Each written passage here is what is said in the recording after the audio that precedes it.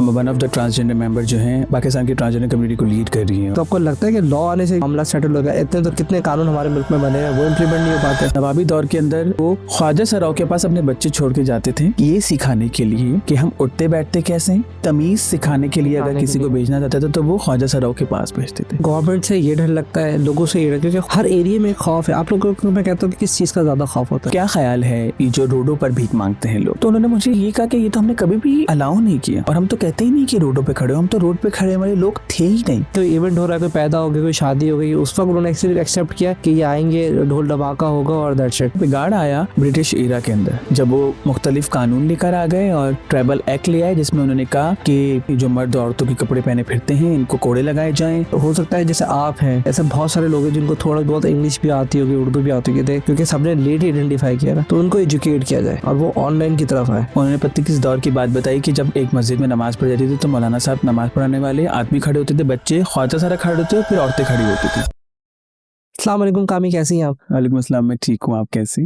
पहले तो बहुत बहुत शुक्रिया आपका आने का। फाइनली काफ़ी अर्से से प्लान था हमारा रमज़ान से पहले, लेकिन आपको रीच आउट नहीं कर पाया।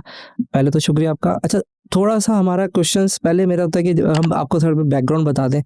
तो पहले मैं चाहता हूँ कि आप थोड़ा सा अपना बैकग्राउंड बताएं। मैंने देखा है माशाल्लाह आप यूएस भी गई हैं, फिर आपकी 3-4 ऑर्गेनाइजेशन में अचीवमेंट जब रिसर्च की तो 20 से ज़्यादा आपकी अचीवमेंट थी।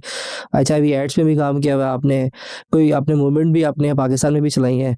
वो तो मुझे तो बड़ा मुश्किल लगा। और एज आपकी मेरे ख्याल 35 थी, 30, तो मैंने कुछ रिसर्च भी की। इतनी सी एज में आपने इतने सारे काम किए। थोड़ा सा बैकग्राउंड पहले बताएं और अभी क्या सर आपका जो सब रैंक सोसाइटी है वो एग्जैक्टली क्या है? सो बैकग्राउंड ये कि I came from a very humble background. और जब आप बहुत सारे बहन भाई होते हैं घर में और आप जब घर में सबसे छोटे होते हैं तो शायद आपको बहुत लाड प्यार से पाला जाता है, बट उसके साथ साथ जब आप डिफरेंट जेंडर आइडेंटिटी के साथ हो और वो आपको भी नहीं पता हो और आपकी फैमिली में किसी और को भी नहीं पता हो, बिकॉज ना मैं तो जेंजी तो हूँ नहीं, मैं तो मिलेनियल हूँ। और उस ज़माने और उससे पहले जो मेरे वालिदैन थे या मेरे बहन भाई सब मुझसे बड़े थे। और आपका कौन सा नंबर है भाई? मैं सबसे छोटी हूँ घर में। सबसे छोटी? हाँ, 8वां नंबर मेरा है। अच्छा। सो पहले यही होता था। मेरे वाले साहब की 2 शादियां थी तो ये था कि हम मेरे 4 स्टेप बहन भाई हैं और 4 हम लोग हैं। और पर ये था कि ज़रूरी नहीं कि लाड़ से पाला था तो मुझे कुछ कहा नहीं उन्होंने, बिकॉज मैंने जैसे शुरू में भी कहा कि जेंडर आइडेंटिटी को जब मैंने एक्सप्लोर करना शुरू किया तो मेरे घर वालों को मुश्किल होना शुरू हो गई। और ये कोई बहुत अर्ली एज में नहीं था क्योंकि ना मेरे पास कोई इतनी नॉलेज थी उस वक्त। हाँ, मैं कॉलेज गोइंग एक लड़का थी उस वक्त लोगों के लिए भी और अपने लिए भी। और जब मैंने अपने आप को एक्सप्लोर करना शुरू किया और कॉलेज की 18 साल की उम्र में ऐसे ही कुछ, तो उस वक्त बहुत रिस्ट्रिक्शन थी।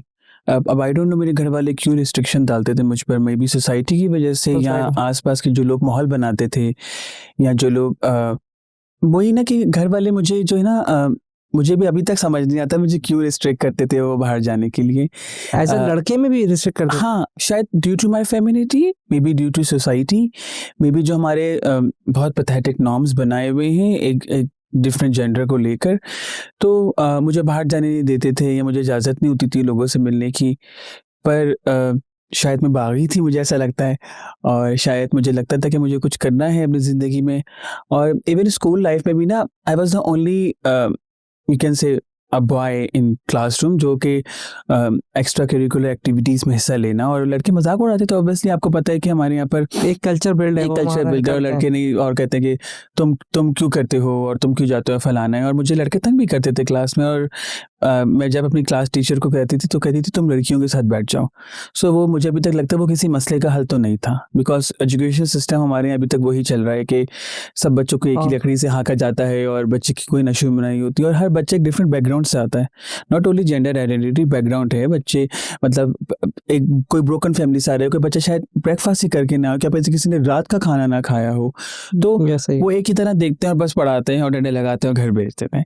सो अभी भी जब हम सिंध हुकूमत के साथ एजुकेशन पॉलिसी पे बात कर रहे थे, स्टेप के नाम से कि पॉलिसी आने वाली थी जो कि शायद अभी कहीं अटकी पड़ी है, तो हम ये कहते थे कि देखिए निज़ाम को थोड़ा सा मुख्तलिफ करने की ज़रूरत है। जब आप हमें कह रहे हैं कि आप स्पेशल लोग हैं तो फिर स्पेशल तरीके से सोचने की भी आपको ज़रूरत है उस चीज़ के लिए, जो कि एक मुश्किल अमल है उनके लिए भी और हमारे लिए भी। उनको समझाना थोड़ा सा मुश्किल हो जाता है क्योंकि जो कि एक एग्जिस्टिंग माहौल है उसको बदलना थोड़ा सा उनके लिए उस शायद चेंज हो उसको रहा था। फील भी नहीं कर पाते ना, हाँ, माइंडसेट भी फिक्स है। एब्सोल्युटली। और फिर वो भी उस सोसाइटी का हिस्सा है जिससे हम भी हमारी भी अपब्रिंगिंग हुई है और वो भी उस तरह ग्रो। तो मैंने एजुकेशन हासिल की घर में रहते हुए। मैंने ग्रेजुएशन किया माशाल्लाह से, और उसके बाद अच्छा, आप इंटर के बाद बाहर ही नहीं निकले, फिर घर में ही रहे? हाँ, मतलब बाहर ऐसे कि मुझे ज़्यादा इजाज़त नहीं होती थी लड़कों में जाके हाँ, खेलने की? तो it means there is some notions मेरे वालिदैन के दिमाग में या मेरे सिबलिंग्स के दिमाग में कि बाहर जाने देंगे तो शायद कुछ गलत हो जाएगा। कुछ गलत होने से बेहतर ये था कि वो मुझे भी समझाते और खुद भी समझते कि ठीक है, it's okay if you are different, it's okay. और क्योंकि उससे क्या होता है, अब जाके मैंने रियलाइज़ किया है कि जब हम एडवोकेसी पर काम करते हैं, लोगों को अवेयर करते हैं कि बच्चे की अपनी एक मेंटल हेल्थ जो है ना वो बेहतर रहती है और वो बेहतर तरीके से ग्रो हो पाता है। क्योंकि जब इतनी सारी रिस्ट्रिक्शन होंगी और बच्चा खुद से कुछ ना कुछ डील पर कर पा रहा है और वो ऑलरेडी इतनी सारी चीज़ें से गुजर रहा हो, तो फिर वो बच्चा कहीं ना कहीं स्टक हो जाता है और ना उसकी तालीम पूरी हो पाती है।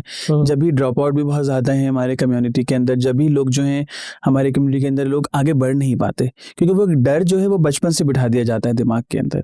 सो अल्हम्दुलिल्लाह मैं शुक्रगुजार हूँ अपने रब की कि मैंने तालीम हासिल कर ली, और अब चाहे वो किसी तरीके से भी कि सही। मार धाड़ वो करके तो है कल्चर लड़के, में हमारे, हाँ। मार और धाड़। उसके बाद मैं जब डेवलपमेंट सेक्टर में आई, और ऑब्वियसली मैं कोई 20-21 साल की होंगी।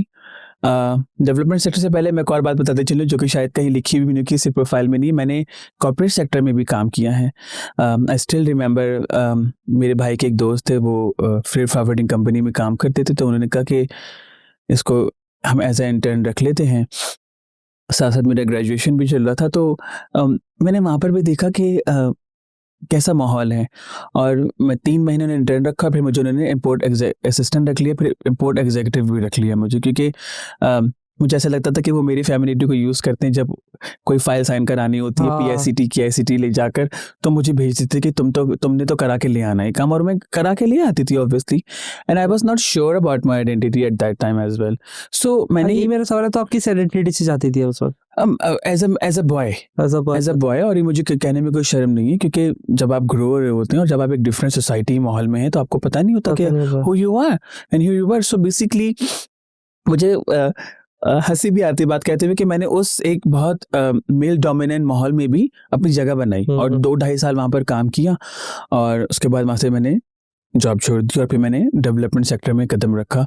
और मैंने 2012 से 2000 यू कैन से 22 तक मैंने HIV के लिए काम किया। अभी भी करती हूँ, एडवोकेसी अभी भी करती हूँ, लोगों को अभी भी गाइड करती हूँ, और गवर्नमेंट को अभी भी लड़काते हैं। अभी भी हमारे ऑर्गेनाइजेशन सबरंग सोसाइटी जो है, जो कि एक मैकेनिज्म है ग्लोबल फंड का, ग्लोबल फंड जो पैसे देता है पाकिस्तान को HIV के लिए ऑर्गेनाइजेशंस को, हम one of the transgender member जो हैं ग्लोबल फंड पाकिस्तान की ट्रांसजेंडर कम्युनिटी को लीड कर रही हैं। आप एज अ मेंबर हैं या you did created this thing? We are the member. हम वोटिंग भी लिए और हम इस साल ही वोट लेकर आए हैं। 2 साल का हमारे पास है वो, एक मतलब हम उसमें गाइडेंस दे सकते हैं, बता सकते हैं कि कम्युनिटी के क्या इश्यूज हैं, क्योंकि ऑब्वियसली जो ग्रांट बेस्ड काम होते हैं उसमें थोड़ा सा रिलेक्टेंट भी होते हैं लोग कि अब क्या होगा, क्योंकि पाकिस्तान वैसे ही इतना रेड फ्लैग है पाकिस्तान के ऊपर, हर चीज़ में करप्शन है, तो व्हाई नॉट कि इस भलाई के काम में भी लोग करप्शन कर ही जाते हैं कहीं ना कहीं।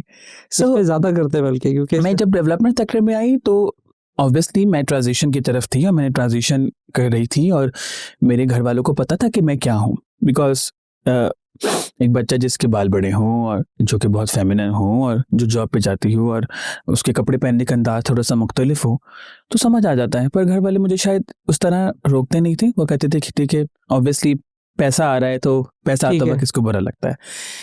देन 2016 में when I came out as a Pakistan first transgender fashion model, so overall सारे मीडिया पर वो कहानियाँ आ गई कि ये मोहतरमा है, और फिर मीडिया वालों को सिर्फ TRP चाहिए था। I was the only one जिसने ऐसा केम आउट किया। मेरे बाद बहुत सारे लोग आ गए जिसमें पॉलिटिशियंस भी हैं और डॉक्टर भी हैं और आपने गेट ओपन कर दिया ना। हाँ, मैंने ये एक सोच ओपन की कि बैकग्राउंड पे तो हम कब से काम कर रहे हैं, सड़कों पर मौजूद हैं हम, लोगों के घरों के फंक्शनों में जाते हैं, इवन मीडिया के अंदर हम ज़बरदस्त मेकअप आर्टिस्ट हैं, तो व्हाई नॉट कि अब हम पर्दे के बाहर आ जाएं। और ऑनेस्टली इसमें बहुत सारे लोगों का हाथ है, मेरे फ्रेंड्स जिन्होंने मुझे समझाया कि तुम्हें ये चीज़ करनी चाहिए। मैं रेडी नहीं थी बिल्कुल भी, बिकॉज मुझे अपनी फैमिली का अंदाज़ा था, बिकॉज मैं एक टिपिकल पंजाबी फैमिली से ताल्लुक़ रखती हूँ, और क्योंकि फैमिली में ख़ानदान क्या कहेगा। तो 2016 में मैंने came out as a model, so I came to realise कि ऐसा करना ज़रूरी है, बिकॉज़ उसी साल हमने देखा कि कोई लगभग 42 से 45 ख्वाजा सारा लोग जो हैं वो कत्ल कर दिए गए हैं पेशावर के अंदर, और कोई उसकी आवाज़ नहीं बन रहा था। तो मेरा एज़ अ कंसिडरेशन में नहीं आता ना। हाँ, और एज़ अ केम आउट करना भी यही था कि हम दुनिया को दिखा दें कि हम अब सिर्फ सड़कों, मोहल्लों, गलियों में मिलने वाले लोग नहीं हैं। हम बहुत कुछ कर सकते हैं। वी कैन, मतलब हम ऐसी चीज़ें कर सकते हैं जो कि सोसाइटी में आम हैं। तो हमें लेबल करके साइड पे क्यों कर दिया? क्योंकि वो एक दौर चला आ रहा है जिसको बदलना बहुत ज़रूरी है। और शायद मैंने उस चेन को भी तोड़ने की कोशिश की कि trans can be anything, it can be a doctor, model, engineer, it's all about thought, और हम क्या प्लेटफॉर्म बना रहे हैं और हम क्या अपॉर्चुनिटी दे रहे हैं लोगों को। तो शायद वो एक थॉट प्रोसेस था जिसने काम कर दिया, और अल्हम्दुलिल्लाह मैं बहुत खुश हूँ कि अब कोई ना कोई अपॉर्चुनिटी, कहीं ना कहीं छोटी सी भी अपॉर्चुनिटी निकलती है ट्रांसजेंडर की, तो मुझे खुशी होती है कि कोई ना कोई अवेल करेगा और उससे फ़ायदा उठाएगा। ये बहुत अच्छा काम किया कि आपने, जैसे अभी मैंने देखा था, अगर हम गूगल पे भी साइन अप करते थे तो वहाँ पे 2 ऑप्शन होते थे, मेल और फीमेल। मैंने कहा अब ये एक थर्ड ऑप्शन उन्होंने फिर 4th ऑप्शन भी दिया और 5th ऑप्शन भी मज़ीद दिया। तो ऑप्शन तो है ना, मतलब मैंने देखा कि सिर्फ आपने पाकिस्तान की बात की, मुझे लगता है कि पूरी दुनिया में एक रिकग्नाइजेशन का अब एक सिस्टम चलना शुरू हो गया कि ये हर जगह आ सकते हैं हम लोग। मैं ये कहूँगी क्योंकि Google run by US, so obviously हम ये देख रहे हैं कि ट्रांसजेंडर होना कुछ सालों पहले शायद अमेरिकन इंस्टीट्यूट ऑफ साइकेट्री भी ये कहता था कि ये होना शायद एक डिजीज़ है या ये कोई जेंडर डिस्फोरिया है। पर जब उन्होंने रिसर्च की, और फिर वो रिसर्च सिर्फ मेडिकली नहीं करते, वो सोशल भी देखते हैं, इकोनॉमिकल भी देखते हैं, और बहुत सारी चीज़ें उसमें इंक्लूड करते हैं। तो उन्होंने देखा कि ये कोई डिजीज़ नहीं है। अगर तो ट्रांसजेंडर होना हमारी सोसाइटी या किसी भी सोसाइटी में जब गलत होता, तो वो दवाई देके हमें ठीक कर लेते हैं। ठीक है, हाँ। हाँ, मेडिसिन से। जैसे कि हमारे यहाँ पर साइकेट्री डिपार्टमेंट में किसी की भी डिप्रेशन को ठीक करना होता है तो उसको सुन कर देते हैं वो। सो सही है। अभी भी करते हैं लोग। अभी भी जिन घरों के अंदर उनको लगता है कि उनका लड़का जो है वो ठीक नहीं है, तो वो उसको किसी साइकेट्री के पास लेके जाते हैं, और वो क्या करता है कि वो उसको सिर्फ ऐसी दवाई देता है जिससे वो सिर्फ सुन रहे, चुप रहे और सोता रहे बस। तो जब अमेरिकन इंस्टीट्यूट ऑफ साइकोलॉजी ने भी कहा, साइकेट्री ने भी कहा, और हमने खुद भी देखा, देखिए मैं तो, चले वो तो इंस्टीट्यूट्स हैं, मैं तो अपनी बात करूँगी। अब लगभग मैं 36 साल की होने वाली हूँ इस साल। तो मैंने ये देखा कि ऐसा क्या मुख्तलिफ था, ऐसा मैंने क्या मुख्तलिफ किया कि जो शायद मैंने दूसरे आदमी और तो शायद थोड़ा बेहतर ही किया, इवन अगर मैं अपनी फैमिली में भी देखूं। सो ऐसा क्या है जो लोग हमें कबूल नहीं करना चाहते? क्या हमारे पहनावे की वजह से, या हमारे दिखावे की वजह से, जैसे हम दिखते हैं? बिकॉज आउटर जो भी है, नहीं कबूल तो मैंने किया, मेरे ख्याल से मुझे किया कि एक एरिया में कबूल किया है, खाली रोड वाले एरिया पे कवर किया। मैं एग्जैक्टली वर्ड नहीं यूज करना चाहता। नहीं आप यूज कर सकते हैं, हम खुल के बात कर सकते हैं जी। खुल के बात करते हैं। तो मुझे ऐसा लगता है उन्होंने उसी कोई इवेंट हो रहा है, कोई पैदा हो गया, कोई शादी हो गई, उस वक्त उन्होंने एक्सेप्ट किया है कि ये आएंगे, ढोल धमाका होगा और दैट्स इट। डायलेमा भी यही है ना कि अगर कोई एक कम्युनिटी है तो वो इस तरह ही दिखे तो ज्यादा अच्छा है। अगर वो कुछ और तरीके से दिखने लग जाएगी तो शायद वो सोसाइटी में लोगों को लगता है कि वो शायद हम पे हावी ना हो जाए। लेकिन दिमाग में मुझे आप सही बता सकते हो कि उनकी परसेप्शन क्या होती है, पॉजिटिव होती है, नेगेटिव होती है? अगर डॉक्टर भी बन जाए तो क्या इसमें कौन सी बुरी बात है? कि वो भी तो एक पेशा ही है, मतलब काम है। अगर वो पढ़ के एजुकेशन हासिल करके उसने अपने आप को आइडेंटिफाई किया है, वो डॉक्टर बन जाए, इंजीनियर बन जाए, तो जैसे एज ए इंजीनियर आप अब चले गए, एज ए डॉक्टर आप किसी के पास गए, तो उनके दिमाग में परसेप्शन क्या होती है? मुझे भी वो क्लियर नहीं हुई है।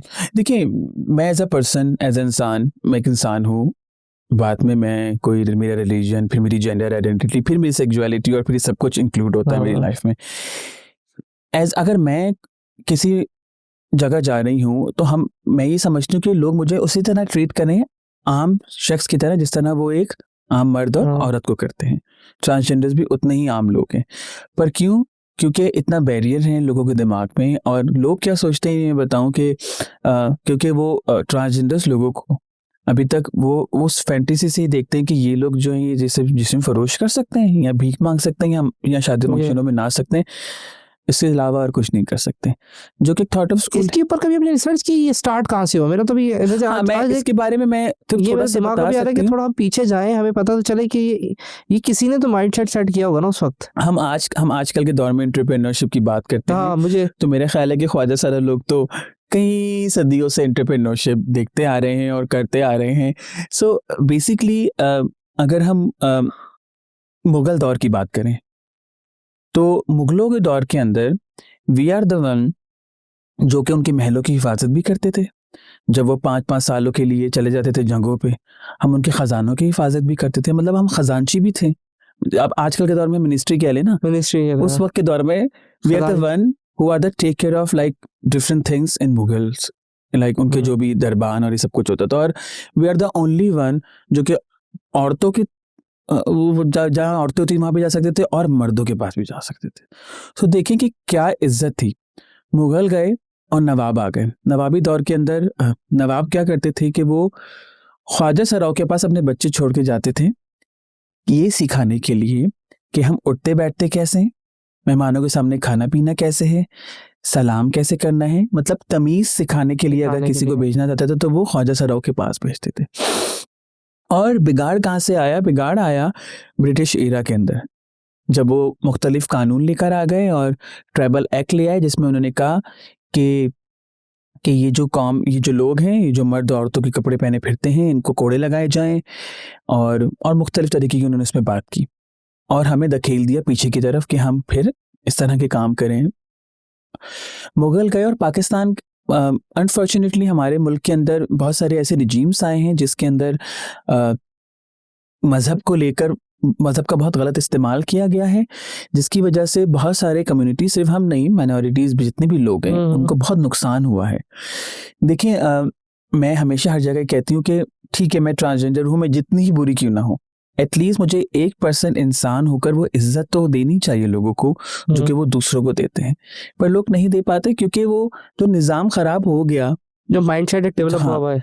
और ऑनेस्टली जो रोड पर भीख मांग रहे हैं, मैं खुद हिजरा कल्चर का हिस्सा हूँ और हिजरा वर्ड जो है वो एक अरबिक पर्शियन वर्ड का मुखफ़फ़ है और उसके मायने हैं मतलब हिजर से निकला है वो, मतलब एक जगह से दूसरी जगह जाने वाले लोग, हिजरत करिए। हिजरत करने वाले लोग। क्योंकि ये इसलिए हमें ये लक़ब मिला हिजरे का, क्योंकि हमें लोग एक जगह रहने ही नहीं देते थे। हमने अपना घर छोड़ा, हमने अपने गुरु का घर ज्वाइन किया। और जो गुरु चेला सिस्टम भी है ना, ये इतना खूबसूरत कल्चर था जिसको अब लोगों ने ख़राब कर दिया है। क्योंकि इन बैक डेट जब हमें घरों से निकाल दिया जाता था तो जो गुरु का डेरा होता था, हम आज के उनको ज्वाइन करते थे और उनका अपना एक इकोनॉमिक का सिस्टम है, वहाँ पर उनका अपना एक रहन सहन का सिस्टम है। और हमारे गुरु जो हैं, बिकॉज हमारा अपना डेरा जो है यहाँ पर मलीर 15 में है और काफ़ी रिस्पेक्टफुली वो रह रहे हैं और बहुत बड़ी जगह है उनके पास। तो उनसे मैंने पूछा कि आपका क्या ख्याल है ये जो रोडों पर भीख मांगते हैं लोग? तो उन्होंने मुझे ये कहा कि ये तो हमने कभी भी अलाउ नहीं किया और हम तो कहते ही नहीं कि रोडों पे खड़े हो, हम तो रोड पे खड़े वाले लोग थे ही नहीं। हम तो लोगों की खुशी, गमी, बच्चा पैदा होना, हम सब में जाते थे और हम अभी भी वहीं जाते हैं।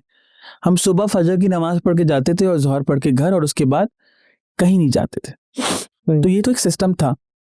वो कहते हैं कि जो रोड पे खड़े होने वाले हैं ये हम में से नहीं है, और हम भी देखते हैं कि रोड पे खड़े वाले लोग जो हैं वो कम्युनिटी की आइडेंटिटी को कितने तरीके से मजरू कर रहे हैं। आपको ऐसे भी लगता है वो फेक है वो लोग शायद? होते होंगे। फिर उसमें हम ये कहते थे कोई बात नहीं, अगर किसी को भेद बदल के ट्रांसजेंडर बन के पैसे ही मिल रहे हैं, और क्या पता उसके घर में कितने मसले मसाइल हों। बिकॉज अगर मैं एक ट्रांसजेंडर को देखती हूँ जो कि गली गली मोहल्ले मोहल्ले भी, जिसको हम टोली कहते हैं अपनी ज़बान में, वो करने जाता है, तो मैं who the hell I am किसी कि तुम नहीं करो जब तक मैं उसको कोई एक अल्टरनेट ना दे दूं। और अल्टरनेट क्या है हमारे पास देने के लिए? मैं एक और आपको बताते चलूं कि मैं पिछले दिनों एक गवर्नमेंट के दफ्तर में गई, किसी चीज़ की इजाज़त लेने गए थे हम, तो वहाँ पर ना वो साहब बैठ के बड़ी बड़ी बातें कर रहे हैं। 2.5-3 लाख रुपए की चेयर थी उनके पास और उस पर बैठ के ठंडी मशीन के अंदर वो बातें कर रहे हैं। तो मेरी साथी और मेरी मसरे, मैंने कहा सर ऐसा करती हूँ, अभी आप देखिए नीचे चौरंगी भी 2 ख्वाजा सर भीख मांग रहे हैं, मैं लाती हूँ, आप उनको चाय बनाने की नौकरी दे दें। मैंने कहा चाय तो वो यहाँ बनाएंगे, पर रात को आपका जो स्टाफ है ना उनके घर में मौजूद होगा, क्योंकि आपके लोगों से सेक्सुअल फेवर भी मांगेंगे। मैंने कहा क्या माहौल है हमारे यहाँ पर? क्या हमारे यहाँ पर, क्या आपके अपने इस इदारे के अंदर कोई पॉलिसी है कि मुख्तलिफ लोग काम कर सकते हैं? मैंने कहा आप पर्सनली खुद तो अच्छी अच्छी बातें कर रहे हैं कि आप दर्द रखते हैं और आप 50,000 रुपए की नौकरी भी दे देंगे, चले, पर क्या वो माहौल मिलेगा उनको यहाँ पर कि वो यहाँ पर काम कर सकेंगे? तो सारी बात उस इन्वायरमेंट की है। जब तक कोई फ्रेंडली इन्वायरमेंट नहीं होगा, और फ्रेंडली इन्वायरमेंट का मतलब ये नहीं कि आप नहीं तो फिर पॉलिसी भी तो डिपेंड करती है, जैसे आप जाके कंप्लेन कर सके, जैसे आपने वर्ड यूज़ किया सेक्सुअल हरासमेंट करेंगे, वो रात में डेफिनेटली एक माइंडसेट बना हुआ है, या चलते चलते हाथ लगा देंगे, या नहीं तो बहुत सारे जुमला कसना जी। तो फिर आप उसको कैसे टैकल करोगे? वो कानून फिर आपने, मैंने देखा सिंध पुलिस के साथ आपने पाकिस्तान में भी काम किया है और अमेरिका में भी काम किया, that I heard from them. हमने यूएनओडीसी के साथ यूएस बेस एक प्रोजेक्ट था जिसको हाँ। हमने यूएनओडीसी ने इम्प्लीमेंट किया और मैंने उनके साथ कुछ ट्रेनिंग्स कराई। तो आपने इम्प्लीमेंट करा दिया वो कानून, या सिर्फ वो एक सिर्फ पायलट प्रोजेक्ट था, ये देखने Pilot के लिए कि project हमने ट्रेन किया डिफरेंट जुडिशरी को हमने, क्योंकि पुलिस के अलावा हॉस्पिटल्स जहाँ पर एम्बुलेंस होता है, जुडिशरी और वकील हजरात जो कि प्रोसिक्यूशन होती है, हम उन तमाम लोगों की ट्रेनिंग कराई और उनको एक पेज पे लाने की कोशिश की कि ख्वाजा सारे लोग अगर आपके पास आए तो आप उनके साथ कैसे डील करें। बिकॉज अगर कोई भी आपके भी ऑफिस में आए या मेरे पास भी आए, अगर मेरा पहला नोशन ही उसको देख के हैरेसमेंट करने वाला हो या मजाक उड़ाने वाला हो तो शायद मैं अपनी कंप्लेन भी ना दे पाऊंगी इसी तरीके से। और अगर मैं पहले इसी सलाम करूँ और पूछूं बैठे हैं आपको पानी पीना है, तो शायद मेरा दिल थोड़ा सा बड़ा हो जाएगा। और इन बैक डेज जितने भी मैंने जेंडर बेस्ड वायलेंस पे काम किए हैं, हमने यही देखा है कि जिस विक्टिम के साथ पुलिस ने अच्छा बर्ताव किया है उसको थोड़ी सा कॉन्फिडेंस मिला है और उसने उस केस को परस्यू भी किया है, और जिसके साथ नहीं हुआ है उसने केस को परस्यू नहीं, क्योंकि हमारा तो वो फिर भरोसा ही उठ जाता है उस निज़ाम के ऊपर से। तो वो प्रोजेक्ट के अंदर हमने यही सिखाने की कोशिश की कि देखें आपके पास इस तरह के लोग आ सकते हैं और आपने उनके साथ डील कैसे करना है ये आपको सीखना पड़ेगा। और शायद पुलिस का जो अपना सिलेबस है उसके अंदर भी वो ट्रांसजेंडर लोगों के बारे में पढ़ाते हैं। वो अभी एक्सेप्ट करते हैं इस बात को एफआईआर के अंदर, एनआईसी के अंदर, एरिया के अंदर, या अभी तक? क्योंकि मैं आई एम नॉट श्योर कि वो एग्जैक्टली उसके ऊपर क्या रखते होंगे। मुझे तो अभी डॉक्टर का मसला आ रहा है, जैसे अगर आप हॉस्पिटल भी गए तो आइडेंटिफिकेशन वो पहले क्या आइडेंटिफाई करते हैं, या मेल साइड पे भेजते हैं, फीमेल साइड पे करना उनको भी, तो मैं खुद कंफ्यूज हूँ। अच्छा, तो ये कन्फ्यूजन अभी जब कानून की इम्प्लीमेंटेशन आज से पहले मैंने सोचा नहीं है, लेकिन मैं भी खुद कंफ्यूज हूँ कि अगर मेरे पास कोई आता है तो हम, अगर वो एडमिनिस्ट्रेशन में वो क्या सोचेगा पहले, तो अब उसको क्या, आपके पास एक प्लेटफॉर्म है ना, बता सकते हैं कैसे वो आइडेंटिफाई करें। या सो एज एवरीबॉडी नो कि 2018 का जो कानून है वो मौजूद है और उसके ऊपर काफ़ी बैकलैश भी आए हैं। अभी हमारे पड़ोसी मुल्क भारत के अंदर जो उनका 2014 का कानून था नालसा, उसके ऊपर भी वही अमेंडमेंट लगा दी गई है जो पाकिस्तान में लगाई गई थी। ये तो इंटरनेशनल प्रेशर है वैसे यूएस का बेसिकली, कि जिन ममालिक को वो कर्जे देता है तो उनके ऊपर प्रेशर डालता है कि अब वो इन चीज़ों को रोकें, क्योंकि वो अपने ममालिक में भी ये सब कुछ कर रहे हैं। सो देखिए, अगर एक तो मेरा बेसिक राइट है कि मुझसे पूछा जाए कि क्या आप मर्द के साथ कंफर्टेबल हैं या औरत के साथ, पर अगर इमरजेंसी है, बहुत इमरजेंसी, अगर किसी को गोली लग गई है जिसकी जान का मसला है, तो उस वक्त तो ये चीज़ें नहीं देखी जाती ना कि कैसे करें, बस करना है, आपने किसी की जान बचानी है। जंगी हालात में भी तो हम यही करते हैं ना कि हम किसी ऐसे तो नहीं देख रहे होते कि नहीं वो मुसलमान है या वो हिंदू है, नहीं वो फलाना है तो वो ढिमकाना है। सो मैंने भी मैं एक रियल टाइम स्टोरी बताऊंगी। 2021 की बात है जब बहुत बारिश थी, फ्लड था, तो एक ख्वाजा सरा साथी जिसका मर्डर हो गया था, she was like around 33 years. Murder क्यों होते हैं, हालांकि इनका किसी से क्या लेना देना? सो उसका नाम अंगूरी था और वो जो है वो उसको उसी के पार्टनर और उसके साथी ने सिर्फ कुछ एक सोने की चेन और कुछ पैसों के लिए मार दिया था। सो मैंने उस पूरे केस में ये चीज़ सीखने की कोशिश की कि कहाँ का लूप होल है। जब हम पुलिस स्टेशन गए तो एसएचओ साहब जो हैं वो नशा करके बैठे थे रात के 3 बजे और वो समझने की कोशिश नहीं कर रहे थे। मुश्किल से बताया कि उन्होंने लाश कहाँ पर भेजी है।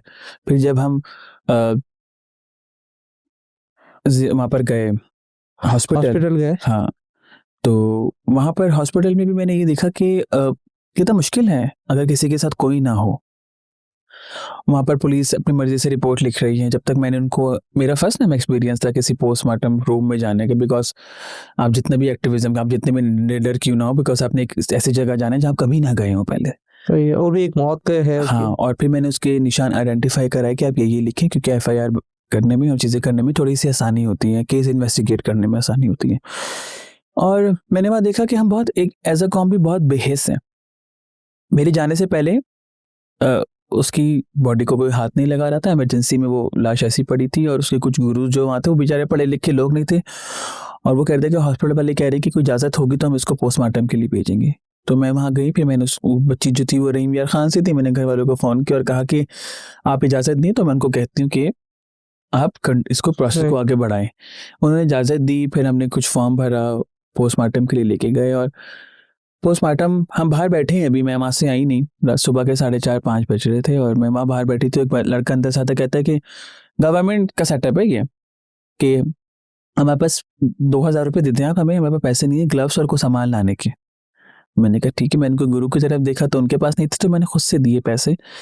तो मुझे ये हुआ कि अगर पैसे नहीं होते तो क्या वो बॉडी को ऐसे ही रखते? फिर उसके बाद हमने फैसल दीदी से बात की और उसकी बॉडी को रखा, उसके घर वाले आके ले गए और हमने उस वक्त पब्लिक और प्राइवेट कमीशन होता था जो कि पुलिस के लिए काम करता था, तो हमने उनको भी रिक्वेस्ट की कि ये हमारा लेटर है, आप इस केस को परस्यू करें। मैं अक्सर केसेस को इस तरह बीच में रोक ही नहीं देती कि छोड़, बस जिनका मसला है वो देख लें। केस हमने आगे बढ़ाया, फिर रेंजर्स ने उन दोनों लोगों को पकड़ा। पर एंड में क्या होता है कि दियत के नाम पे लोग जो है ना, ये कानून है हमारे यहाँ पर, खून के बदले, पैसे के बदले खून माफ कर दिया जाता है।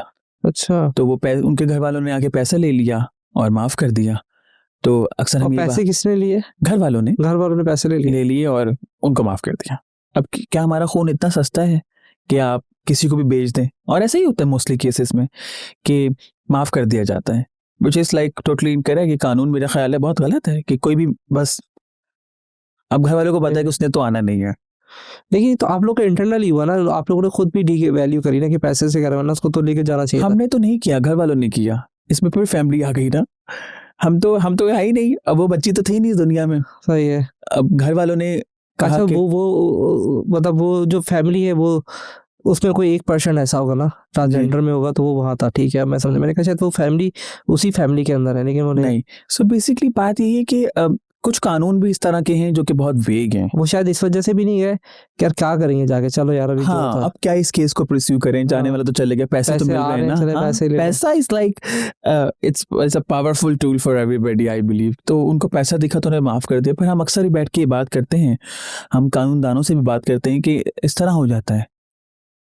लेकिन अगर देखा जाए तो कहाँ तक आप उसको परस्यू करके लेके जाते हैं, क्या करते हैं? वो आगे जाके कहीं ना कहीं फिर भी फंसता केस। तो अगर आप खुद भी आइडेंटिफाई करें, उसके बाद वो अगर जाता अदालत में भी जाता, फिर अदालत क्या अलग मैटर्स है। अदालती निज़ाम तो बहुत बुरा है। मैं अगर आपको बताऊं कि एक केस को परस्यू करना एक गरीब इंसान के लिए बहुत मुश्किल है। जिसके पास पैसा है वो बच भी जाएगा, वो निकल भी जाएगा, पर एक गरीब है, ख्वाजा सरा है, जिसका अपना कोई साथी नहीं है यहाँ पर, जिसका कोई सपोर्ट सिस्टम नहीं है, उसके लिए तो बहुत मुश्किल आता है। आपको लगता है शायद पैसे की वजह से हो जाता है? लेकिन मुझे ऐसा लगता है शायद पैसे की वजह से भी नहीं होता, क्योंकि सिस्टम ही नहीं है। क्योंकि बहुत सारे ऐसे पैसे वालों को भी मैंने देखा, जिसमें आपको मैं आइडेंटिफाई कर रहा हूँ, उनकी भी काम नहीं होते। वरना अगर पैसे वालों के काम हो रहे होते तो फिर मुल्क तरक्की कम से कम पैसे वाले तो कर ही रहे होते। तो आप सही कह रहे हैं, पर निज़ाम बहुत बुरा है हमारे यहाँ पर। क्योंकि अब देखिए 2018 का हमारा कानून मौजूद है और कानून की कोई इम्प्लीमेंटेशन नहीं है। कानून की इम्प्लीमेंटेशन होगी तो जैसे आपने वो डॉक्टर का पूछा ना कि डॉक्टर के पास जाएगा, तो कोई उस कानून के अंदर बहुत क्लियरिटी है कि एक ख्वाजा सरा जो है, जैसे मैं एक ख्वाजा सरा औरत हूँ, तो मैं बताऊंगी जाकर कि मैं किसके साथ कंफर्टेबल हूँ अपने आप को डील कराने के लिए। सही है। तो वो चीज़ उस तरह से ही चलेगी। और पुलिस स्टेशंस में भी हम जब जाते हैं तो हम ये देखते हैं कि पुलिस वाले जो है ना, वो जो केस है उसके ऊपर नहीं बात कर रहे होते, वो कोई और बात कर रहे होते। ठीक है, अगर एक जिस्म फरोश है कोई, और अगर उसके पास कोई क्लाइंट आया है और वो मसला हुआ है, तो सिर्फ ख्वाजा सरा तो जिम्मेदार नहीं है उस चीज़ का, वो बंदा भी उतना ही जिम्मेदार है। और फिर इसी वजह से, क्योंकि हमारे सोसाइटी में एक्सप्लॉयटेशन, एक्सटॉर्शन, ये सब चीज़ें बहुत हैं और इसकी कोई पकड़ाई नहीं है, जिसकी वजह से सोसाइटी में बहुत बिगाड़ आता जा रहा है। सिस्टम बनाए। से मेरे भी तो एक थोड़ा सा मैं वापस बैक साइड जा रहा हूँ। मुझे भी तो कंफ्यूजन है कि वंस आप एक अच्छी फैमिली से, तो आपने मुझे बताया कि उसमें मैं एक अकेली थी, when you decided कि यार मैं पब्लिकली घर पे बताती हूँ, एंड क्योंकि आपको सुनने के बाद हो सकता है ये रील किसी के पास जाए और बहुत सारों के साथ मसाइल हो। How did you cope up कि आपने उनको सबको कैसे कन्विंस किया? आपने, मुझे भी वही कंफ्यूजन है कि एक घर में कोई फैमिली है जिसमें हम पल रहे बढ़ रहे 18 साल में लेके आ रहे हैं, उसके बाद आपने एक डिसाइडेड किया। बहुत सारे, क्योंकि मैं भी जानता हूँ, मैंने देखा है हमारे क्लासेस में भी होते थे, सबको होते, लेकिन वो शायद एक्सेप्ट नहीं करते। जो अपने बात बताया कि बहुत सारी जगहों पर मैंने देखे वो एक्सेप्ट नहीं करते। व्हेन डिड यू डिसाइड, और फिर आपने उसको कैसे किया कि और घर छोड़ा, फैमिली छोड़ी, किधर गए? जैसे अगर अगर आज भी किसी को पता चलता है तो वो कैसे उसको स्टार्ट करेगा? I think it's a complicated task, right? हाँ, हर इंसान की मुख्तलिफ ज़िंदगी है, मुख्तलिफ फैमिली से आ रहे हैं वो। तो मैं तो सबसे पहले यही कहती हूँ, इवन हमारी ऑर्गेनाइजेशन में भी जब कोई ट्रांस बच्चे आते हैं और कहते हैं कि हमें घर छोड़ना है, तो मैं उनसे पूछती हूँ कि उनको घर छोड़ना क्यों है। सबसे पहली बात कि घर छोड़ने का मकसद ये कि घर में उनके ऊपर वायलेंस हो रहा है, या उनके ऊपर रिस्ट्रिक्शन है, या उनको वो मज़ा नहीं आ रहा जो शायद वो दूसरे लोगों में देख रहे हैं। तो हमारी तो गाइडेंस होती है कि हम कहते हैं कि हमारा पहला स्टेप तो कि आप घर में रह के तालीम हासिल करें। एटलीस्ट इतनी तालीम हासिल कर लेंगे, अगर आप घर छोड़ें भी तो आपके पास शऊर हो और आपके पास करने का कोई हुनर हो। अब तो आपके पास ऑनलाइन भी बहुत सारे ऑप्शन हाँ। हैं। सो बेसिकली बच्चों का क्या होता है कि वो बिकॉज वो देख रहे हैं कि अब एक कामी साहिबा हैं, ये इतनी मशहूर हो गई हैं, उनको हाँ, पीछे की स्टोरी तो नहीं पता ना, या कोई और XYZ है वही जिसने मुझे आपने बताया कि मॉडल की वजह से शायद वो हाँ, मॉडल का आपने जब वो फर्स्ट XYZ है जिसने इतना स्ट्रगल करके, देखिए मेरी अपनी एक स्ट्रगल है, मैंने घर वालों को किस किस तरीके से समझाने की कोशिश की है वो तो मैं जानती हूँ और मेरा अल्लाह जानता है। तो घर वाले आप जब जब मैंने came out as a model ना, तो मेरे घर वालों को आइडिया बिल्कुल पसंद नहीं आया, और मैं पाकिस्तान में भी नहीं थी, आई वॉज इन यूरोप, और मेरी अम्मी का फ़ोन आया and she was like totally crying and all the time, और मेरी भाभी भी मुझसे बात कर रही हैं और कि ख़ानदान में घर में बहुत गुस्सा एंड एवरीथिंग। तो मैंने कहा कि अभी तो मैं मौजूद नहीं हूँ, जब मैं आऊँगी तो फिर हम बात करेंगे। और क्योंकि वो मेरे हक की बात हो रही थी वहाँ पर, और मैं वापस आई तो मैं डर के घर नहीं गई। उससे पहले मैं घर वालों से अलग रह रही थी एक फ्रेंड के साथ शेयरिंग पे, तो मैंने सोचा कि कभी घर नहीं जाना चाहिए बिकॉज मामला थोड़ा सा गरम है। और फिर ऐसा हुआ कि मैंने आहिस्ता-आहिस्ता फ़ोन पर ही समझाने की कोशिश की, और फिर ईद आ गई। और ईद एक ऐसा त्योहार होता है जिसमें शायद घर वालों को लगे कि शायद मैं घर चले जाऊँगी, उनसे मिल लूँगी। तो ईद पे अब रात को मैं अकेली थी, मेरी खुद भी मेंटल हेल्थ बहुत ख़राब थी इस वजह से। बट मैं सोची थी कि ठीक है, ये चीज़ें ठीक हो जाएँगी ना, जो मैं चीज़ें कर रही हूँ, एक तो मैं कोई गलत काम नहीं कर रही, सही। ऊपर से मैं कम्युनिटी की नुमाइंदगी कर रही हूँ, और मैं एक बेहतर प्लेटफॉर्म मैंने चूज़ किया है। और ऑनेस्टली तहसीन मैं कभी भी मॉडल नहीं बनना चाहती थी। होता है ना कि आपके सुपरफिशियल या आपके दिमाग में होता है कि यार मुझे मॉडल बनना है, या मैं मौके ढूंढ रही थी कि क्या किसी से रब्ता करती कि यार मुझे मॉडल बना दो। नो, मेरे तो ज़रा दिमाग में भी नहीं था, मैं तो काम कर रही थी एज एन एक्टिविस्ट, और मैं उसी को कंटिन्यू कर रही थी। सो कुछ लोग मेरे पास आए और मैंने सब कुछ कर लिया। तो मैंने ईद पर अम्मी ने फ़ोन किया, तो मैंने कहा कि वो फलाना भाई जिसको बहुत गुस्सा है उसको कहा कि मुझे वो फ़ोन करे, फिर मैं घर आऊँगी। तो उसने मुझे फ़ोन किया, मैं घर गई, और ना उन्होंने कोई बात की ना मैंने कोई बात की। फिर बीच-बीच में जब बात होती रही तो मैंने उनको ये कहा कि अम्मी को मैंने एक दफ़ा समझाया कि मैंने कहा मेरी बात सुनिए, जब एक फलाना बहन की शादी थी, और भी बहुत सारे लड़के थे वहाँ पर, और भी बहुत सारे ख़ानदान के लोग थे, तो उन्होंने क्यों फलाना गाने पे डांस नहीं किया, मैंने क्यों किया था, और मुझे क्यों एप्रिशिएट किया था। उस वक्त आप लोगों के मज़े की बात थी, शायद इस वक्त मेरे मज़े की बात है। बात तो राइट्स की थी ना, कि मैं तो कोई गलत बात नहीं कर नहीं रही।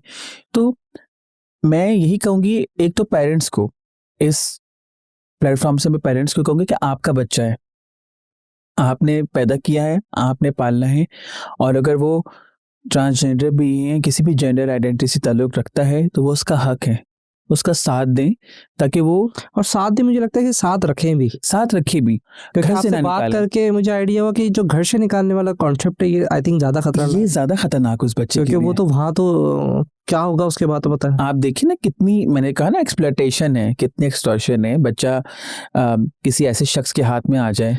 देखिए हमारे यहाँ पर इवन गवर्नमेंट के बनाए हुए जो औरतों के रहने की जगहें हैं, जिन औरतों को घरों से निकाल दिया जाता है, वही ठीक नहीं है, तो बच्चों की क्या होंगे। और फिर एक बच्चा जो मुख्तलिफ जेंडर आइडेंटिटी से, ट्रांसजेंडर का अपना कोई ऐसी जगह नहीं है जहाँ पर जाके वो रह सकें या रिहाइश ले सकें। मुझे लगता है कि आपको एक मोमेंटम एक और कर देना चाहिए, जिसमें आपने बहुत सारे मोमेंटम्स किए हैं, इन सबको ई कॉमर्स सिखा देना चाहिए, क्योंकि ई कॉमर्स के अंदर this is the option that you have कि आप ऑनलाइन सीख के घर से बैठ के काम करें। This is the best opportunity I believe, क्योंकि सोसाइटी अभी भी मैं देख रही हूँ, अभी भी मसला है। मैं देखती हूँ, मैं भी खुद पिछले दिनों एक फ्रेंड आया हुआ था, तो मैं उससे ऐसी ट्रेडिंग की बातें कर रही थी, तो मैंने कहा कि व्हाई नॉट कि हम ऐसा कुछ करें कि मैं खुद भी सीखना चाहती हूँ, मैं चाहती हूँ कि कम्युनिटी की और भी ऐसे लोग हैं जो शायद सीखना चाहते हैं। तो ये एक अच्छी चीज़ है कि और कम्युनिटी के लोग ऐसे नहीं कि वो टैलेंटेड नहीं है या वो कोई चीज़ बना नहीं सकते हैं, वो कोई चीज़ बेच नहीं सकते। जब वो 50,000 आदमियों के दरमियान नाच गा सकते, 10-10 रुपए उठा सकते हैं ना, तो वो बहुत कुछ कर सकते हैं। देखिए मैं नहीं कह रही कि मैं भीख मांगने को या इस प्लेटफॉर्म से कोई प्रमोट कर रही हूँ। मेरे लिए तो वो एक बहुत बुरा काम है और दीनी लिहाज से भी और हर लिहाज से वो एक बुरा काम है। कानून भी यही कहता है। देखिए एक कानून मौजूद है, सिंध का एंटी बैकरी एक्ट है, पंजाब का बैकरी एक्ट है, कहाँ लागू होता है वो? कानून तो खैर अब आपकी तो बहुत दूर, मैं कहता हूँ कहीं बहुत दूर की बात है। जो इंसान के हमारे अपने कानून है वो नहीं आते। वही बात है, मर्द औरत के कानून वो भी फंसे हुए हैं। आप तो शायद सेकेंडरी में या थर्ड प्रायोरिटी में आएंगे। हम तो शायद मुझसे में लगता है कि शायद हम एग्जिस्ट नहीं करते, पर तो भी प्रायोरिटी नहीं। हम हमेशा सोसाइटी का पार्ट अभी रहे। कानून को छोड़ के एक जो मुझे आइडिया आया ना आपसे बात करके, मैंने पहले प्लान नहीं किया था कि अगर ऐसी कोई मूवमेंट आप खुद क्रिएट करें, देन हमारे पास बहुत लोग हैं, मेरे पास तो कोई, मैंने आपको पूरी वॉल दिखाई आपको, तो हम उनको एक कोई मोमेंटम क्रिएट करें कि हो सकता है जैसे आप हैं, ठीक है, ऐसे बहुत सारे लोग हैं जिनको थोड़ा बहुत इंग्लिश भी आती होगी, उर्दू भी आती होगी, क्योंकि सबने लेट ही आइडेंटिफाई किया ना, तो उनको एजुकेट किया जाए और वो ऑनलाइन की तरफ आए। Why not? ये तो आप आज से शुरू कर दें, मैं आपके साथ हूँ। हाँ ठीक है। अक्सर मैं लोगों को कहते हैं कि कोई आपको आके अपॉर्चुनिटी देगा नहीं, आपने खुद अपने लिए अगर कुछ करना है। और इवॉल्व होने की जब हम बात करते हैं तो मैं ये कहती हूँ कि सोसाइटी के साथ अगर इवॉल्व होना है तो आपने सब कुछ करना है वो जो सोसाइटी में लोग कर रहे हैं, और सीखने का अमल तो कभी भी खत्म नहीं हो। मैं अभी भी कोर्स कर रही हूँ मेंटल हेल्थ प्रैक्टिशनर बनने का, एज अ थेरेपिस्ट। या सो मैंने देखा कि मैं ये क्यों कर रही हूँ, क्योंकि मैंने देखा कि मैं खुद भी इलाज करा रही थी पिछले 2 साल से। मैं थेरेपिस्ट के पास, साइकोलॉजिस्ट के पास, मैंने देखा कि मैं खुद क्यों ना पढूं। तो मैं कोर्स करते मैंने देखा कि यार कितना मजा आ रहा है। तो कोई उम्र नहीं होती कोई भी चीज सीखने की। तो मैं कम्युनिटी के लोगों को कहती हूँ कि अगर आप कुछ सीखना चाहते हैं तो जरूर सीखें, लेकिन आपको ये भी आइडेंटिफाई करना पड़ेगा ना कितने पढ़े लिखे हैं और कितने नहीं पढ़े लिखे, क्योंकि वो तो शायद उनको तो एजुकेशन सिस्टम में भी नहीं डाला हो। ऐसे ही, ये भी एक चैलेंज है। ऐसे ही। और कराची की बदकिस्मती है या किस्मती ये है कि उन लोगों की कि कराची में 70% जो ख्वाजा सरा रहते हैं वो कराची के भी नहीं है।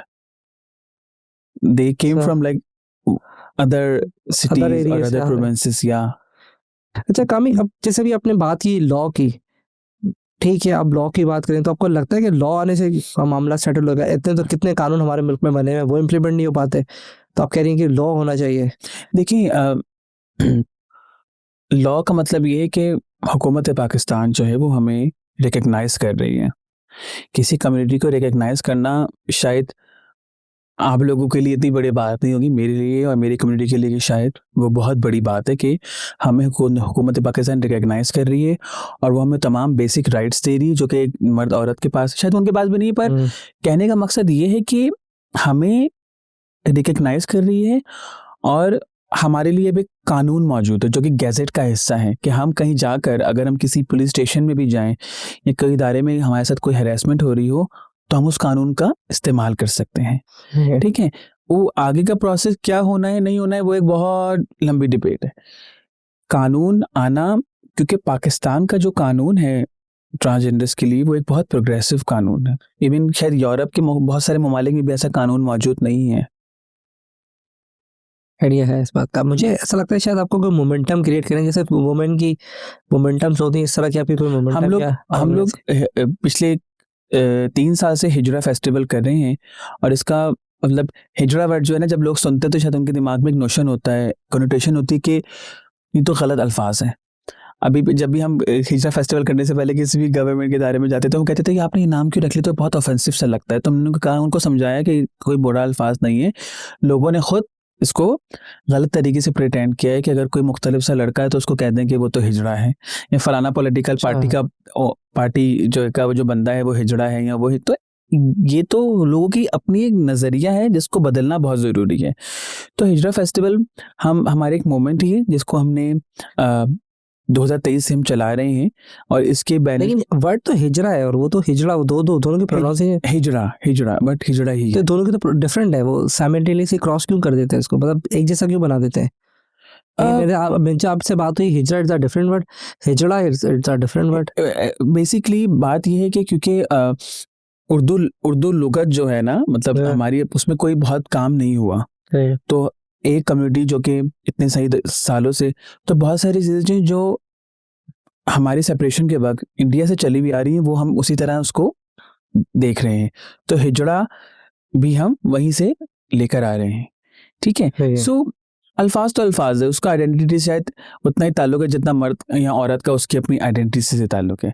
तो हम दो फेस्टिवल में हम सिर्फ ये नहीं कि हम सिर्फ एहतजाज करते हैं या सेलिब्रेट करते हैं, पूरे पाकिस्तान से मुख्तलिफ जो ख्वाजा सरा लोग हैं, जो भी वो आर्ट वर्क करते हैं या जो भी वो काम बना रहे हैं, जो भी वो चीज़ बेचते हैं, हम उनको कहते हैं वो अपने फ्री स्टॉल्स लगाएं और ये दिखाएं कि आप क्या क्या कर रहे हैं, और अगर आपको आगे भी कोई मदद की ज़रूरत हो तो हम उनको मदद करने की कोशिश करते हैं। तो फेस्टिवल के हमारे कम्युनिटी के अंदर हमने देखा कि हमारे पास तो सेलिब्रेशन के कोई दिन ही नहीं है, या हम अगर हम कोई सेलिब्रेशन करें भी तो हमें शायद उसकी इजाज़त नहीं मिलती, या हम कोई बर्थडे पार्टीज करते हैं तो उसमें जैसे मदर डे होता है, फादर डे होता है, हाँ, तो बहुत सारे डेज हैं। अब जैसे कि कल जो 31 मार्च गया है, इसमें पूरी दुनिया में ट्रांसजेंडर विजिबिलिटी डे मनाया जाता है। तो पाकिस्तान में भी ऑर्गेनाइजेशन जो हैं वो कुछ ना कुछ इवेंट्स कर लेती हैं या कोई सोशल मीडिया पे पोस्ट लगा देती हैं, बट एज सेल्फ हम खुद क्या कर रहे हैं अपने लोगों के लिए? हमारे लोग खुल के जीना चाहते हैं, वो सांस लेना चाहते हैं, और इन दी एंड सारा जो मामला है वो ब्रेड एंड बटर का है, सारा मामला ही कमाई का है, सारा मामला ही यही है। जैसे मैंने कहा था कि मैं तो नहीं कहती जो भीख मांग रहा है, मैं उसको नहीं कहती कि तुम भीख क्यों मांग रहे हो, क्योंकि मेरे पास कोई ऑल्टरनेट नहीं है। और यहाँ से मुझे अच्छा आइडिया है कि हम उनको कहें कि अगर तो हमारे अपनी कम्युनिटी में कुछ पढ़े लिखे लोग हैं और वो कुछ करना चाहते हो तो वाई नॉट कि वो इस तरफ आएँ।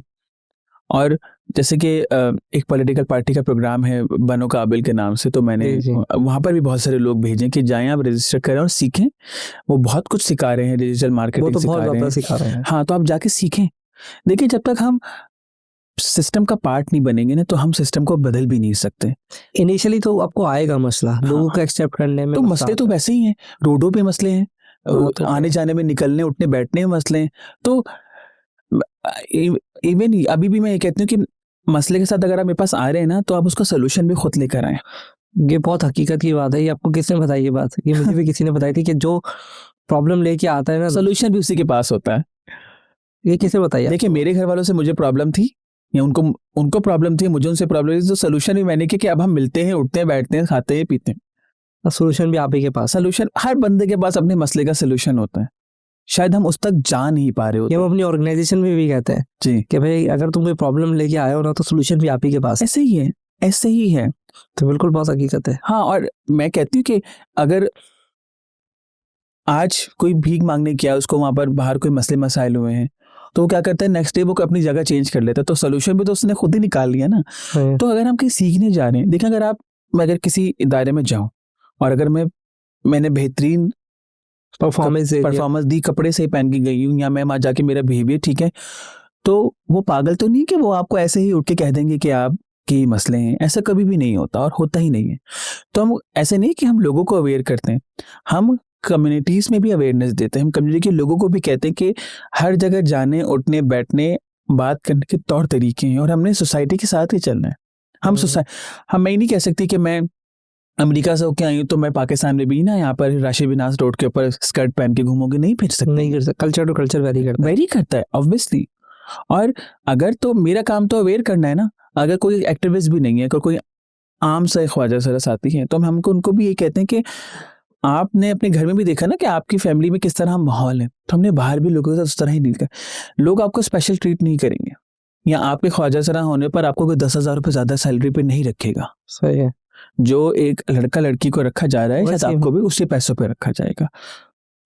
एक सवाल है कि आप अदर कंट्री में, मैंने देखा आपके इंस्टा पे भी और डिफरेंट, एम्स्टर्डम गई, जिस लोकेशन पे आप खड़ी थी, और मैं खुद भी गया हूँ, मैं सेम लोकेशन पे वही उस वक्त क्योंकि हम गए थे 31 को, यानी कि पहली तारीख थी, एयर चेंज हो रहा था, अगले कोविड से बस समझ लें 23 दिन पहले। तो सेम लोकेशन अपने कैमरे में लाइव थी। तो वहाँ के कल्चर्स में जैसे यहाँ हमारे एक्सेप्ट करने में थोड़ा सा हमारे रिजिडपन है, थोड़ा सा हम टाइम लेते हैं, चाहे वो कोई भी हो, थोड़ा टाइम लेता है सोचने में। तो वहाँ के कल्चर में जब आप थी तो वहाँ क्या फीलिंग थी? उन लोगों का भी ये था, सेम एटीट्यूड है? वहाँ भी अवेयरनेस का भी मसला है? देखिए, इवन अगर मैं पाक बरसगीर की, मतलब साउथ एशिया की और वेस्ट की बात करूँ ना, तो एम्स्टर्डम में थी ना? मैं एम्स्टर्डम में थी, हाँ। बहुत फ़र्क है। हमारे यहाँ पर क्योंकि हम बहुत विजिबल हैं यहाँ पर सोसाइटी के लिए हम बहुत इनविजिबल से लोग हैं।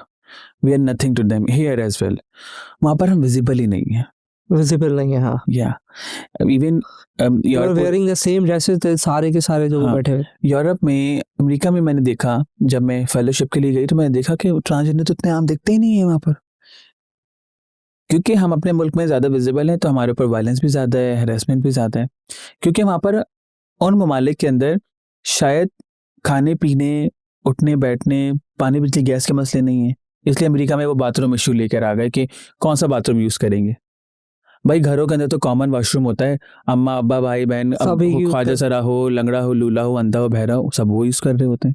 वो ये तो अभी आया है कम्बोर्ड वाला सिस्टम भी। पहले या। तो जब वो ट्रैवलिंग का सिस्टम शुरू हुआ, हाँ, थोड़े लोगों के पैर खराब हो गया तो सभी WC चलिए हमारे दादा से लेके वो जब तक चलता रहा, हाँ, ये तो अभी चक्कर कुछ आने शुरू हुआ है। वहाँ पर भी, और मैं यहाँ पर भी कहती हूँ कि जेंडर और सेक्सुअलिटी दोनों बहुत मुख्तलिफ पार्ट हैं।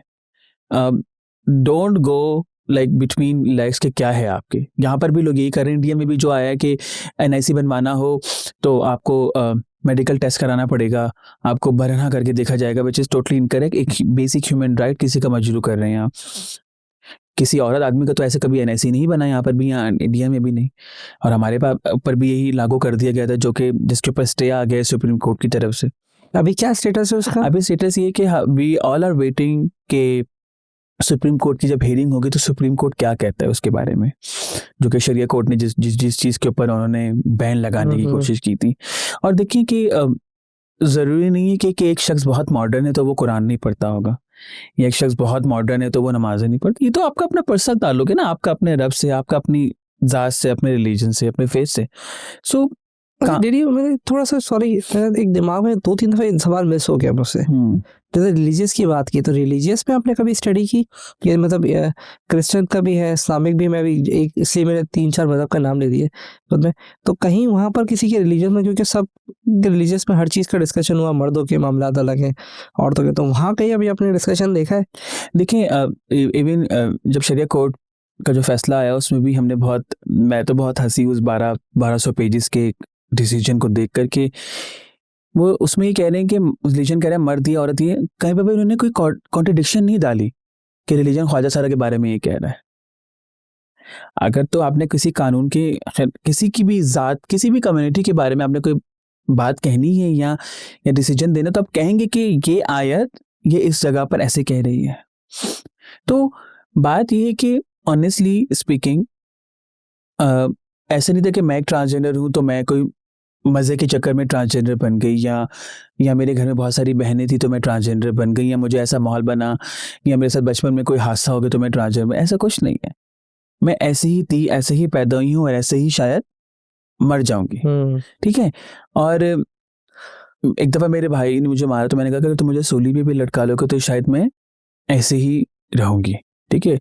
तो बेसिकली एक तो हम सबको रिलीजन को बहुत बेहतर तरीके से पढ़ने की ज़रूरत है। हमारी कुरान पाक क्या कहती है, हमारी कुरान पाक अल्लाह ताला क्या कह रहे हैं उसके अंदर, कह रहे हैं कि हुकूकुल इबाद। ठीक है। फर्स्टली आप ये कहते हैं कंसिडरेशन एक इस्लाम मर्द या औरत की जगह कम से कम हुकूकुल इबाद जो इंसान समझ लें, फिलहाल इंसान समझ लें कि वो एक अलग, हाँ, वो एक अलग मैटर है। मैंने कब्र में जाना है, मुझे जलाना है, मुझे पानी में बहा देना है, और उसके बाद जो मेरा हिसाब होना है, this is none of anybody business, this is me, my Allah, फरिश्ते एंड एवरीथिंग। ठीक है। मैं इस दुनिया में आई हूँ, मेरा एक वजूद है। ठीक है।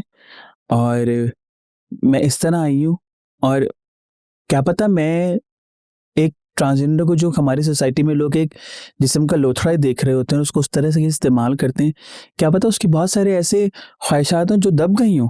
क्या पता वो कोई दीन की बात करने वाला बंदा बनना चाहता हो, क्या पता वो बन ही ना पाया उन तमाम नॉर्म्स की वजह से। पिछले साल मैं जब माशाल्लाह से उम्रा करके आई तो अच्छा, ये आपने किया उम्रा? माशाल्लाह मैंने उम्रा किया। मैंने ये फील किया कि कितना एक डिफरेंट एक्सपीरियंस है वहाँ जाना, और मैं बार बार कहती हूँ दोबारा जाना चाहूँगी इंशाल्लाह अल्लाह ताला जब भी मौका दे। तो मैं देखती हूँ कि कोई भी गलत नहीं है। 2 हाथ हैं, एक हाथ में मेरा जेंडर आइडेंटिटी और एक हाथ में मेरा फेथ है। मैं दोनों को मिक्स ही नहीं करना चाहती। मैं नमाज जो पढ़ती हूँ, या मैं कुरान पाक, या जो भी मैं जो भी चीज़ें करती हूँ वो मैं ना दिखावे के लिए करती हूँ, ना ही मैं इसलिए करती हूँ कि हाय हाय फलाना है ढिमकाना है, लोग मुझे प्रेशर करें। मैं इसलिए करती हूँ क्योंकि मुझे उसमें सेटिस्फेक्शन है, और सारी बात ही सेटिस्फेक्शन की है कि आप आपको किस चीज़ से सेटिस्फेक्शन हासिल होती है। तो डिफरेंट रिलीजन में डिफरेंट बातें की गई हैं, किस तरीके से आगे बयान की गई हैं, क्या तर्जुमे हैं, क्या तफसीरें हैं। मुझे लगता है कि आप उम्र में गई तो हाउ डिड यू फेस वहाँ पे भी तो एक क्रिटिसिज्म का एक पूरा सिस्टम चल रहा होगा। कोई ऐसी क्रिटिसिज्म नहीं था, कोई ऐसी चीज़ नहीं क्योंकि जब आपने अप्लाई किया होगा तो मेल पे अप्लाई किया होगा। बिकॉज पासपोर्ट ही कहता है कि मेल है, तो क्योंकि आपने मुझे शुरू में बताया कि मेल है। हाँ ठीक है, वो मैंने नहीं बताया, सोसाइटी ने मुझे बताया। आपने मुझे बताया ना कि वो आप मेल इंटर तक थी मेल, उसके बाद यू फाइंड आउट कि ये सारा सीन मैं मेल बिकॉज मुझे उस तरह आइडेंटिफाई किया जा रहा था, boy boy boy boy. NIC पे तो वही होगा ना आपके? नहीं, एनआईसी पे एक्स है, मेरे एक्स है, ट्रांसजेंडर है। ट्रांसजेंडर का जो एनआईसी बनता है उस पे एक्स लिखा जाता है। अभी तक गवर्नमेंट को भी नहीं पता, हमें भी नहीं पता कि what is X. X is for extra people और विद स्पेशल पीपल, और X is for like XYZ। So बात ये है कि there are layers of you can say a burden जिसके अंदर ट्रांसजेंडर लोगों को दबा दिए जाते हैं, जिसने मुझे भी दबाने की कोशिश की कि नहीं तुम तो आदमी हो, तुम तो आदमी हो, तुम तो आदमी हो। ठीक है, तो वही ना, जब जेंडर जब मेरा यहाँ पर है, जेंडर आइडेंटिटी, और वो कोई नहीं बदल सकता, वो कोई दवाई नहीं बदल सकती। ठीक है, तो हमारे यहाँ लोग क्या सोचते हैं, अपनी आखिरत के बारे में सोचो भाई, जो प्रेजेंट में हो रहा है उसके बारे में सोचो मेरे साथ। अभी तो आपका प्रेजेंट का मसला है कि आप किधर नमाज पढ़ें, क्योंकि अभी वो आपको मस्जिद में भेज रहे होंगे नमाज पढ़ने के लिए। तो मैं मस्जिद में भी गई नमाज पढ़ने।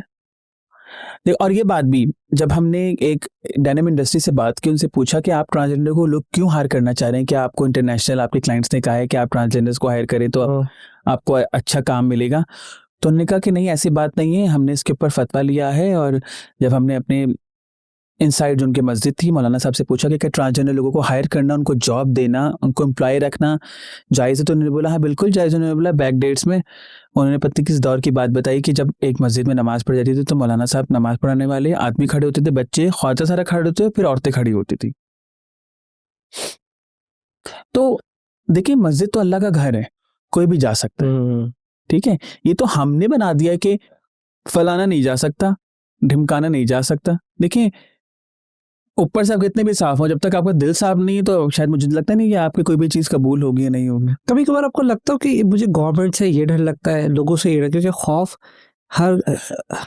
हर एरिया में खौफ है। आप लोगों को मैं कहता हूँ कि किस चीज़ का ज़्यादा खौफ होता है? खौफ ये कि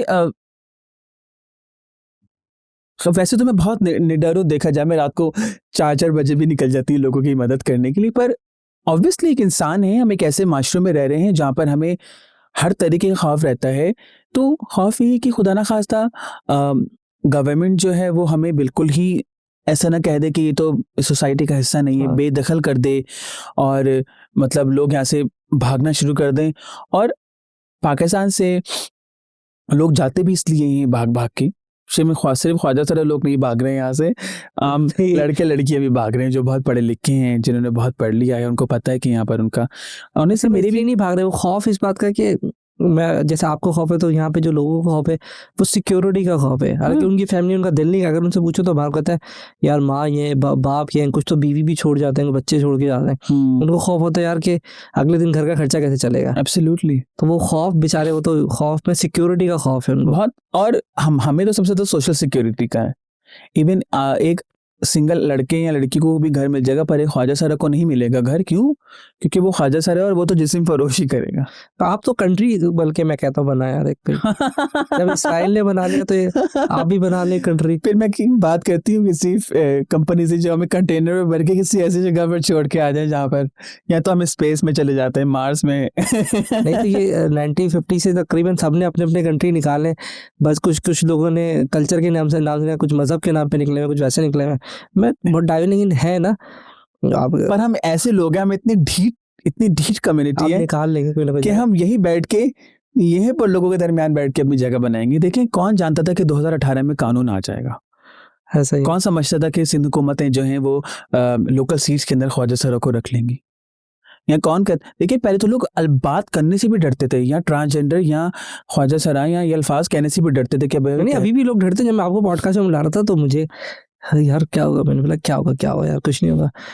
कहीं ना कहीं भी जब आपको पॉइंट आउट कर रहे होते हैं तो मैं बोला यार क्यों कर रहे हैं? फिर मैं थोड़ी देर के लिए तो भी मैं भी, जैसे मैंने आपको बताया कि मैं नॉर्मली इतनी ज़्यादा स्टडी नहीं करता, रात को बैठ के मैं भी स्टडी कर रहा हूँ कि अरे यार क्या है। मैं खुद नहीं स्टडी करता, मेरी टीम है, मगर यार मुझे खुद करना है। तो मुझे भी खौफ था, एक डर था, तो यार ये होगा क्या, कैसे होगा, कैसे चीज़ें नहीं, तो ये तो होता है, ये तो सारा होता है।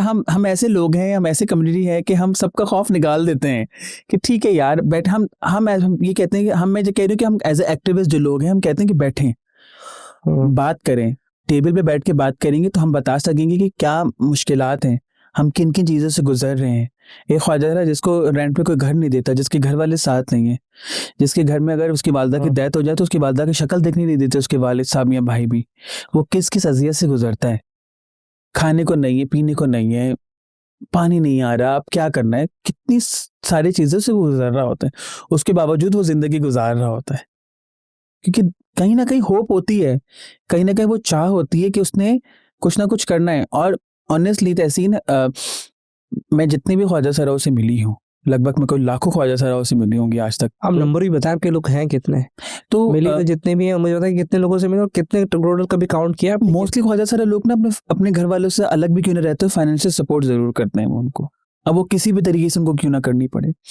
नहीं कभी आपने काउंट किया कि कितने हमारे कल्चर हम में ये हैं? देखते हैं कि हुकूमत जो सेंसस करती है, हमें जो काउंट करती है हुकूमत, वो तो बहुत कम करती है, बिकॉज अगर हमें ज़्यादा काउंट कर लेगी तो शायद उनको हमें पार्लियामेंट और असम्बलियों में सीट देना पड़ सीट जाएगी और फिर बहुत सारे कोटेज निकालने पड़ जाएंगे। और हुकूमत वैसे तो कहती है कि लगभग कोई 10,446 लोग मौजूद हैं हम, जो कि एक बहुत ही लेम सा एक फिगर है। और हुकूमत ही एक डाटा करती है जो कि HIV एड्स के लोगों के लिए करती है, जिसको हम बिहेवियर साइंस की तहकीक कहते हैं। उसमें कहती है कि हम लाखों की तादाद में मौजूद हैं। तो कौन सा डाटा ठीक है पहले तो, और दूसरा कि हुकूमत हमारे बारे में सेंसस सही नहीं करती। हम ये कहते हैं कि पूरे पाकिस्तान में लगभग हम कोई 5 से 7 लाख लोग मौजूद होंगे जो कि आइडेंटिफाइड हैं, जो कि दिख रहे हैं, आइडेंटिफाइड हैं और दिख रहे हैं बजरिया। पर ऐसे बच्चे जो घरों में हैं, आइडेंटिफाई नहीं किया, जो ख्वाजा सरा हैं, उनको भी काउंट करेंगे तो शायद हम तो लाखों की तादाद में मौजूद हैं इस सोसाइटी के अंदर। क्योंकि बहुत सारे घरों में मैंने भी देखा है कि वो उसको आइडेंटिफाई नहीं कर रहे होते और उसको हाईलाइट भी नहीं कर रहे, तो वो हैं। जी, और फिर बहुत सारे रोड्स पे हैं, बहुत सारे तो बेचारे छुपे हुए होंगे, कहीं वो ऐसे निकल ही भी है, नहीं रहे होंगे, ऐसे ही है। वो कहते होंगे बस जिंदगी गुजर जाएगी इसी तरह से। ऐसे ही है। कभी ऐसा हुआ आपने माशाल्लाह से काफ़ी इंस्टीट्यूट्स में गई हैं, मतलब डिफरेंट कंट्री के भी, कहीं जब आपको कहीं आपको लगा हो कि यार दे डिडंट एक्सेप्ट यू, आपने नो, उन्होंने हार्डेस्ट नो किया होगा यार, नहीं भाई नहीं ऐसा नहीं? इंटरनेशनली तो नहीं, क्योंकि वहाँ पर ऑब्वियसली एक फुल फ्लैश प्रोग्राम होता है ऑलरेडी। कि बोला आपने नो कर दिया बस आपका कि नो? पाकिस्तान में हम यूनिवर्सिटीज़ में जाते हैं तो कहीं ना कहीं ऐसे लोग निकल आते हैं जो कि बहुत रिलेक्टेंट होते हैं। और तो उस वक्त देखें, अगर मैं कहीं गई हूँ और अगर वहाँ पर कोई 100-200 बच्चा मौजूद है, और अगर वहाँ पर अगर किसी 2 बच्चों को भी अगर मैं सिर्फ ये अवेयर कर पाई हूँ अपने बारे में, अपने कम्युनिटी के बारे में, तो शायद मेरा उस दिन का काम हो जाता है। अब मेरा ये काम नहीं कि मैं हर किसी को बोलूँ कि नहीं तुमने मुझे एक्सेप्ट करना है, तुमने हमारी कम्युनिटी को एक्सेप्ट करना है, नहीं ऐसा नहीं होता। It takes time. Behaviour change communication जो है ये एक पूरा प्रोसेस है और इसमें लोगों को सालों लग जाते हैं समझने के लिए। और ऐसे लोग मिल जाते हैं डिफरेंट जगह पर, प्रोफेसर्स ऐसे होते हैं या डीन ऐसे होते हैं कि ये क्या बातें हो रही हैं या ये सब कुछ क्या हो रहा है। तो मेरा ये काम नहीं होता कि मैं उनको संभालूं या समझाऊं, ये उनका पर्सपेक्टिव है, वो जब उससे निकल आए तो उनकी बात है। अगर किसी को मुझसे मसला है तो मैं कहती हूँ कि पहले वो अपना मसला सुलझा ले और फिर मेरे पास आ जाए। तो हम तो सिर्फ अवेयर करते हैं लोगों को, जाकर समझना ना समझना ये उनका मसला है। और वो मैंने कहा कि अगर किसी एक बच्चे को भी उस दिन समझ आ जाए और वो जाके किसी और को वो बात बता दे तो शायद मेरा उस दिन का काम हो गया। आपको ऐसा नहीं था कि आप इस तरह से करेंगे तो और ज़्यादा डिस्ट्रैक्शंस होंगी, मतलब और ज़्यादा लोगों के अंदर अवेयरनेस की जगह शायद मुझे लगता है रेजिस्ट, क्योंकि हम पहले एक्सेप्ट नहीं करते हमारा जो मसला है, तो पहले तो रेजिस्टेंस आएगी बहुत ज़्यादा और रेजिस्टेंस बढ़ना शुरू होगी, तो आप लोगों के लिए और प्रॉब्लम क्रिएट हम होगा। सिर्फ टॉलरेट, हम ऐसे सोसाइटी में रहते हैं कि हम सिर्फ टॉलरेट कर रहे हैं, हम एक्सेप्ट नहीं कर रहे। जिस दिन वो जो कांटा है ना वो टॉलरेशन से निकलकर एक्सेप्टेंस की तरफ आ जाएगा तो शायद सोसाइटी में चेंज। देखिए, मैं कोई, आई एम नॉट लाइक कि मैं कोई लोगों को ठीक करने निकली हूँ या उनका माइंडसेट बदलने निकली हूँ। मेरे पास एक सिर्फ ये बात है कि मैं सिर्फ लोगों को बताने निकली हूँ कि हम भी सोसाइटी का हिस्सा हैं और आपने हमें सुने, एक बर्दाश्त सवाल करना मैं है। इसी से रिलेटेड रखता हूँ आपसे। आपके पास आज पॉडकास्ट है और हमारा पॉडकास्ट हमेशा एक स्किल पर होता है। हम कोशिश करते हैं कि उसको फेसबुक का ईमेल मार्केटिंग, मेटा, एआई और डिफरेंट किस्म के जितने भी स्किल्स हैं, ई कॉमर्स रिलेटेड सारे, हम उसको बोलते हैं यार ये स्किल्स है जिससे तुम इतने पैसे बना सकते हो। आपके पास आज एक पॉडकास्ट का एक ऑप्शन मौजूद है, तो वो कौन सा ऐसा स्किल्ड है जो आप कहते हो कि यार मैं लर्न करना चाहती हूँ इन द फ्यूचर, और मैं डेवलप हमारी फील्ड में हमें लगता है कि ये स्किल हमें डेवलप कर लेना चाहिए, दैट हम चेंज हो जाएंगे।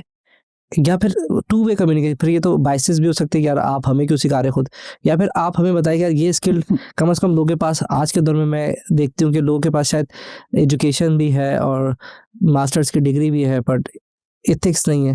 ठीक है, आई एम नॉट श्योर कि आपको क्या फील आती है, तो टू वे आप मुझे बता सकते हैं, एक जो आप लर्न करना चाहते हो, इसलिए मेरा दूसरा कलर एक जो बता रहे थे, मतलब बोले कि यार यार हम क्यों सीखना चाहे, आप नहीं सीख सकते, तो आप दोनों बता सकते हैं। मैं डिजिटल मार्केटिंग की तरफ जाना चाहूँगी क्योंकि बहुत बूम है और बहुत सारी अपॉर्चुनिटीज़ निकलती हैं और हम देखते हैं कि और कोई ऐसा काम भी नहीं क्योंकि भाग दौड़ का काम है, आपने एक नहीं। जगह बैठ के काम करना है और उस तरह उसको संभालना है। हाँ, और दूसरा ये कि लोगों को ट्रेन किया जा सकता है और आप जैसे लोग जो हैं वो लोगों को ट्रेन कर सकते तो हैं। आपने बताया ना एक सियासत पार्टी करा रही है, वो बहुत अच्छा करा रही है, और आप अगर उनके साथ कोलिब्रेशन करें और might be they are ready हो, क्योंकि उनका शायद, मैं तो ऐसे ही जज्बात में भी बोला मैंने, लेकिन उनका स्ट्रक्चर बना हुआ है, क्योंकि शायद जी। मुझे स्ट्रक्चर बिल्ड करने में कोई हम्म, 3 साल लगे, या मैं भी उन्हीं के पास चला जाऊँ, क्योंकि उनके हर एरिया में बैठे, क्योंकि वो एक तो मुझे आजकल लगता है ट्रैवलिंग का मसला, जी क्योंकि अगर आपको भी आने में 2 घंटे लग गए होंगे, तो ट्रैफिक जाम हो गया, कभी गंदगी की रोड टूट गया, अगर आप उनके साथ कोलिब्रेशन करें, जो कि बनो काबिल आई थिंक है, जी जी तो उनके साथ उनकी हर जगह पे बना है, तो वो मेरे ख्याल है आपको लोगों को बहुत अच्छा फैसिलिटेट कर सकते हैं। हम और- ऑलरेडी उनके साथ कनेक्टेड हैं और one of our community member जो कि उनकी टीएमसी की हाँ, मेंबर हैं हाँ, हाँ। टाउन की और जो कि मेरी मतलब मेरे पास भी उनके नंबर होंगे, मुझे नहीं जो कि पता मेरी कि चेला हैं खुद से, तो हाँ, वो हमारे से वेल कोऑर्डिनेट है और मेरी ऑर्गेनाइजेशन वो के बोर्ड बहुत सारे स्किल्स करा रहे हैं तो और दे हम आर अमेज्ड यार, हाँ बहुत और मेरे ई-कॉमर्स है, और हमने जो हम तमाम ग्रुप्स जितने भी बने हुए हैं हमने उसमें भी शेयर किया और जो भी हमारे भी कम्यून में भी आता है तो हमको कहते हैं कि आप अप्लाई करें ना, आप तो कर सकते हैं। असल में आपको पहले खौफ निकालना पड़ेगा ना, उन विचारों में इतना खौफ होगा कि यार हमें क्या बोलेंगे क्या नहीं बोलेंगे, वो पहले तो खौफ देखिए खौफ जब निकलेगा जब आप जाके बैठेंगे वहाँ पर बैठेंगे। और इस टू वे प्रोसेस, जहाँ पर जा रहे हैं, जिस सेंटर में जा रहे हैं या जो लोग सिखा रहे हैं, क्या are they ready to like include everybody, और अगर वो रेडी हैं और अच्छी बात है कि अगर वो इंक्लूड कर रहे हैं, क्योंकि मैंने भी सिर्फ ये उनको कहा कि आप बनो काबिल में कि जहाँ पर आप मेल फीमेल डाल रहे हैं वहाँ पर आप ट्रांसजेंडर का ऑप्शन रखें, तो उन्होंने कहा कि अगर कोई ट्रांसजेंडर फीमेल पे क्लिक करता है तो वी डोंट माइंड, हम उनको कर रखेंगे लेंगे। इसमें, तो ये एक अच्छी बात है। देखिए जेंडर मार्कर फॉर्म ये सब कुछ तो आप देखिए फॉर्मेलिटी पूरी हो गई, जिस बच्चे ने पूरा साल या 6 महीने वहाँ पर उसको गुजारने एक्सेप्ट हैं, करना वहाँ पर अगर माहौल अच्छा है ना, टीचर अच्छे हैं और तो वो अब वो हो सकता है। ट्रांसजेंडर बच्चा हो, कोई डिसेबल बच्चा हो, कोई भी क्यों ना हो, वो कर जाएगा। माहौल अच्छा होगा ना, वो पढ़ जाएगा। सही। माहौल अच्छा नहीं है तो शायद ड्रॉप आउट हो जाएगा कहीं ना कहीं। एक रह गया, आपने हमें भी बताना है ना कुछ, हमने कहा था 2 सवाल, एक स्किल तो जो आप लर्न करना चाहती हैं, एक स्किल जो आप कहते हैं कि लोगों को ये लर्न कर लेना चाहिए। लोगों को सिर्फ ये सीख लेना चाहिए कि बर्दाश्त नहीं करें, एक्सेप्ट करें।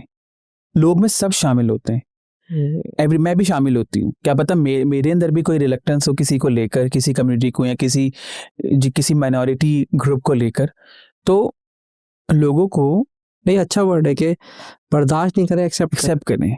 बर्दाश्त तो सब करके पास कर रहे हैं, एक्सेप्ट करेंगे तो साथ बिठाएंगे ना।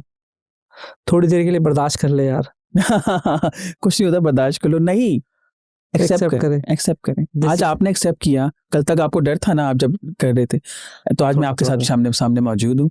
अगर हम ये भी नहीं कर पा रहे थे और मेरे मास्टर ने मुझे इनिशियली तो मुझे कोई खौफ नहीं था, लेकिन जब प्रोफाइल था, मैं कहीं गया था, यूनिवर्सिटी गया था, तो क्योंकि वो टीम है मेरी, तो वहाँ लड़का बैठा था, कह रहा था वो काम ही यार आपके चौधरी प्रिपरेशन कर ली, मेरे को अब तो खैर हम खुल गए ना, यार क्या करेंगे कैसे करेंगे, मैंने कहा पता नहीं कैसे करेंगे। मैंने कहा एक सवाल मेरा ज़रूर है यार, मुझे नहीं पता कि वो इनिशियली कि मैं उसको फीमेल एरिया में डालना है मुझे, तो मेरा एक सवाल ज़रूर था या मेल एरिया में डालना है, तो उसने कहा यार मैं बता देता हूँ आपको, वो एक डिस्कशन हमारा चल रहा था, तो कहते यार मैं मिला हुआ हूँ तो फीमेल एरिया में डालना। और ये भी आपको इन्फॉर्मेशन दे दूं कि जेंडर प्रोनाउंसिएशन जो है ना, ये बहुत इंपॉर्टेंट चीज़ है कि मुखातिब कैसे करें किसी हाँ को। यही तो मुझे मसला तो था। अगर तुम मेरा जो प्रोनाउंसिएशन है वो शी हर है, तो आप मुझे औरत की तरह ही पुकारेंगे। अगर कोई हाँ। कहता है कि नहीं आप मुझे मर्दों की तरह पुकारे, तब उसको मर्दों की तरह पुकारेंगे। तो मुझे बस यही प्रॉब्लम था, जो मुझे ज़्यादा खौफ, उन्होंने डरा दिया मुझे थोड़ा सा यार नहीं वो शी है। मैंने बोला यार नाम तो उसका कामी है, कामी चौधरी।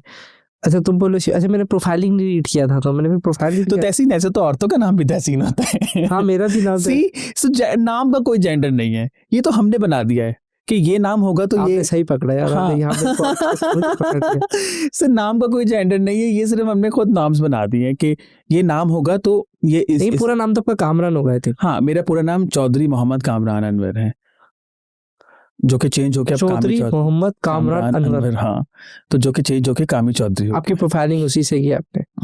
प्रोफाइलिंग नहीं, शुरू से स्कूल घर में सब जगह पे कामी ही कहते थे मुझे। अच्छा short So pronunciation. now I came with the name actually, this name कामी चौधरी। So नहीं गूगल आपको कामी से जानता है भाई। हाँ, गूगल तो अच्छा बच्चा मैंने है। कुछ ChatGPT पे भी आपको कमांड डाला, मैंने कहा यार देखता हूँ प्रोफाइलिंग, क्योंकि इतनी रिसर्च तो मैं नहीं कर सकता था। तो कुछ ChatGPT पे डाला, कुछ मैं AI टूल से उस पर डाला, मैंने डेटा ला के दूसरा यार खुद रिसर्च किया। तो उसने ये मेरे ख्याल इसने भी मुझसे पूछा था मेरा, क्योंकि ये मेरा अक्सर अलवी करता है जो कैमरा मैन है, तो उसने बोला आपने कर ली, मैंने कहा मैंने खुद कर ली। तो मेरे लिए कर रहा था वो, इसने जो पेपर किया ना वो नीचे रखा हुआ है, मैंने खुद अपने हाथ से पेपर किया। तो कह रहा निकल आया था, तो मैंने कहा वो मैंने नाम डाला तो निकल आया था, मुझे मसला नहीं हुआ। तो मैंने वो नाम डाला, तो वो गूगल को बहुत पता है भाई आपके बारे में, आपको बड़ा जानता है। अच्छी बात है। उससे मैंने फिर अब मैं खुद एक्साइटेड हो गया, तो मैंने AI को फिर अपना नाम डाला, मतलब मैंने कंपैरिजन करने के लिए। तो मैंने कहा इतना तो ये मुझे भी नहीं जानता जितना आपको जानता है, क्योंकि आई थिंक आपकी जो जैसे मैं खुद क्रिएट कर रहा हूँ ना कंटेंट, तो मेरी अथॉरिटी राइट्स है। आपका कंटेंट बहुत सारी वेबसाइट में आपको बताता हूँ, व्यूवर्स को भी बता देते हैं। चले यार आपको आपका कितनी जगह पे कंटेंट था बताएं। एक तो आपका OMLS ये ओमलास प्रोफाइल, ये नॉट श्योर कि फेलोशिप है ये US की फेलोशिप थी जो मैंने लास्ट ईयर की है। It's a world wide fellowship, actually world leaders के लिए फेलोशिप है। मैंने कभी पेपर नहीं, आज तक 100 पॉडकास्ट में कोई पेपर नहीं पढ़ा। ये मैंने लास्ट ईयर की है फेलोशिप। ये एग्जैक्टली है क्या चीज? It's a fellowship for the people like जो कि क्लाइमेट पे, एंटरप्रेन्योरशिप पे, उन चीज़ों पे को सीखना चाहते हैं यंग लोग, तो ये वो फेलोशिप है। ठीक है। दूसरा प्रोफाइल आपका लिंक्डइन से आया, मैं अमेज किया आपका लिंक्डइन बना है, वो लिंक्डइन था। ठीक है। फिर आपका है सब रंग सोसाइटी से, और ये मजे की बात ये थी कि विकिपीडिया का लिंक था। ये आपने बनाया? नहीं, विकिपीडिया ने खुद बनाया है। हाँ खुद ही है। आई डोंट नो कि who created this and why they are created this। फिर एक कैलेंडरली था जो जिसका मेरा प्रोफाइल था। फिर गूगल सर्च पे जब हम स्नैपशॉट लेते हैं तो गूगल के पास से क्या क्या निकला आपका? UN वुमेन पाकिस्तान है कोई? UN वुमेन, क्योंकि UN का दायरा है UN वुमेन। मैं उनकी एक एक्स मेंबर हूँ सिविल सोसाइटी एडवाइजरी ग्रुप से। तो वहाँ से आपकी इन्फॉर्मेशन आई है, सब रंग सोसाइटी से इन्फॉर्मेशन आई है, इंस्टाग्राम से आई है आपकी इन्फॉर्मेशन। कामी चौधरी अंडरस्कोर ऑफिशियली इसमें लिखा हुआ भी उसने कि 68,005 के तकरीबन आपके फॉलोअर्स हैं। पूरा भाई मुझे डेटा दिया है। तो मैंने बोला इतनी तो तकरीबन 5 नहीं 8 है, क्योंकि गूगल सर्च के अंदर उसने फेसबुक को सारा एक जगह करा, इंस्टाग्राम को सब एक जगह कर दिया। तो 5 डिफरेंट, जो सबसे अमेज जो रिसोर्सेज थी वो विकिपीडिया थी। तो मैंने बोला जो आपकी ये आपने सब रंग सोसाइटी की जो मेंबर है इन्होंने शायद आपको ये ऑर्गेनाइजेशन इन लोगों ने खुद किया होगा। Organisation I was the co-founder of that organisation. ये है कि इंटरनेशनली है? नहीं, सब रंग सोसाइटी पाकिस्तान, हम बेसिकली कराची बेस्ड हैं, पर हम क्योंकि हम सोसाइटी आई के साथ रजिस्टर्ड हैं तो पूरे पाकिस्तान में काम कर सकते हैं। तो हमने मुख्तलिफ पहलुओं को उजागर किया है। हम डिजिटल प्लेटफॉर्म को बहुत इस्तेमाल करते हैं लोगों को अवेयर करने के लिए। हम लोगों को एडवोकेट, हम 3 मेन पहलू पे काम करते हैं जिसमें अवेयरनेस, एडवोकेसी और इकोनॉमिक एम्पावरमेंट, और इन 3 चीज़ों को हम लेकर चल रहे होते हैं। अच्छा, मेरा आखिरी, बस हमारे आखिरी हम एंडिंग की तरफ जा रहे हैं। मेरा ये था कि जैसे अभी हमारे भी प्लान होते हैं नेक्स्ट 5 ईयर्स के प्लान, कि हम ये करेंगे, ये गोल सेट करेंगे। तो एग्जैक्टली आपका कोई अगर गोल प्लान अगर कोई अब बताना चाहें कि नेक्स्ट 5 ईयर्स में मैं ये अचीव करना चाहती हूँ, या आप अपनी कम्युनिटी के लिए ये अचीव करना चाहते हैं, ताकि लोगों को पता चले कि आप लोग के भी गोल होते हैं। अब मैं ना बहुत मजे की बात बताऊंगी कि माइट बी शायद लोगों को अजीब भी लगेगा कि क्या बात कर रही है ये। मैंने कभी ज़िंदगी में ना चीज़ों को प्लान नहीं किया। डेवलपमेंट सेक्टर में आना मेरा कोई प्लान नहीं था। मेरा प्लान तो बाहर के मुल्क जाके एजुकेशन हासिल करना था और फिर वहीं पर रह जाना था और फिर कुछ नहीं करना था। डेवलपमेंट सेक्टर में आ गई। मॉडल बनना कोई प्लान नहीं था, मतलब इंटरनेशनल प्रोजेक्ट्स करना कोई इतना प्लान नहीं था। हिजरा फेस्टिवल करना भी हमारा कोई प्लान नहीं था, वो हमने कर लिया। या मैंने कभी नहीं सोचा था कि मुझे इतनी लाइमलाइट मिलेगी। तो प्लान, अब मैं सोचती हूँ कि मैं क्यों प्लान नहीं करती थी या मेरा ऐसा कोई नहीं था, क्योंकि प्लान करो अगर वो चीज़ ना हो तो बहुत मुश्किल होती है, बहुत बुरा लगता है आप उस चीज़ से। नहीं, हम तो आती हैं शायद ये मेरा थॉट है कि या मेरे आसपास वाले लोगों को देखा कि वो चीज़ कोई प्लान करो नहीं हो तो उनको बहुत मसले मसाले होना शुरू हो जाते हैं उस चीज़ को लेकर। प्लान में भी होता है कि एक प्लान फेल हो गया दूसरा ट्राई करें। हाँ, और हम हमेशा मैं हमेशा फेलियर के लिए तैयार रहती हूँ। कोई चीज़ नहीं हुई या कोई चीज़ नहीं हो रही तो मैं उसको दिल पे लेके नहीं बैठती। मैं कि ठीक है, व्हाट नेक्स्ट, अब क्या करेंगे, अब क्या ज़्यादा से ज़्यादा क्या ही हो जाएगा अब ज़िंदगी में। ऐसा भी होता है ना कि लोग सोचते होते, देखिए मैं यही कहूँगी कि लोगों को कि ठीक है आप प्लान करते हैं, कुछ करते हैं, कोई चीज़ नहीं हो रही और आपने खुद भी कह दिया कि कोई दूसरा प्लान होता है और सबसे बड़ा जो प्लानर है वो तो अल्लाह ताला है भाई। साफ सी बात ये, मैं जितनी भी मशहूर हूँ कुछ भी है, मैंने कभी भी ना उसको सर पे नहीं चढ़ा लिया। और मैं आने वाले जो कम्युनिटी के लोग हैं जो कुछ करना चाह रहे हैं, जो फेमस हो गए हैं, मैं उनको कहती हूँ कि अगर आप कुछ बन गए हैं, और इसमें ना एक मैं यहाँ पर कोट करती चलूँगी एक शख्स को, लक्ष्मी नारायण त्रिपाठी, जो कि इंडिया में बहुत मशहूर हैं। जब मैं शुरू में बहुत फेमस हुई ना तो उन्होंने मुझे एक दफ़ा वीडियो कॉल की फेसबुक से। मैंने बोला पत्नी क्या बात कहेंगी ये, तो उनको हम मामा कह देते, तो वो कहती हैं कि बेटा मशहूर हो गई हो ना तो इसको सर्वे मत चढ़ा लेना, लोगों से इस तरह ही मिलना जिस तरह तुम मिलती थी। और टिल दिस डेट मैं लोगों से उस तरह ही मिलती हूँ जिस तरह मैं लोगों से पहले मिलते थे। बिकॉज आप कितने अरसे तक फेमस रहेंगे, ये तो बड़ा खतरा, ये वेव है मुझे लगता है ये भी। हाँ, जैसे पैसे होते हैं ना खत्म हो जाते आते हैं, ये फेम भी मुझे लगता है खत्म हो जाता है। ऐसे नहीं, सब कुछ इस तरह ही है।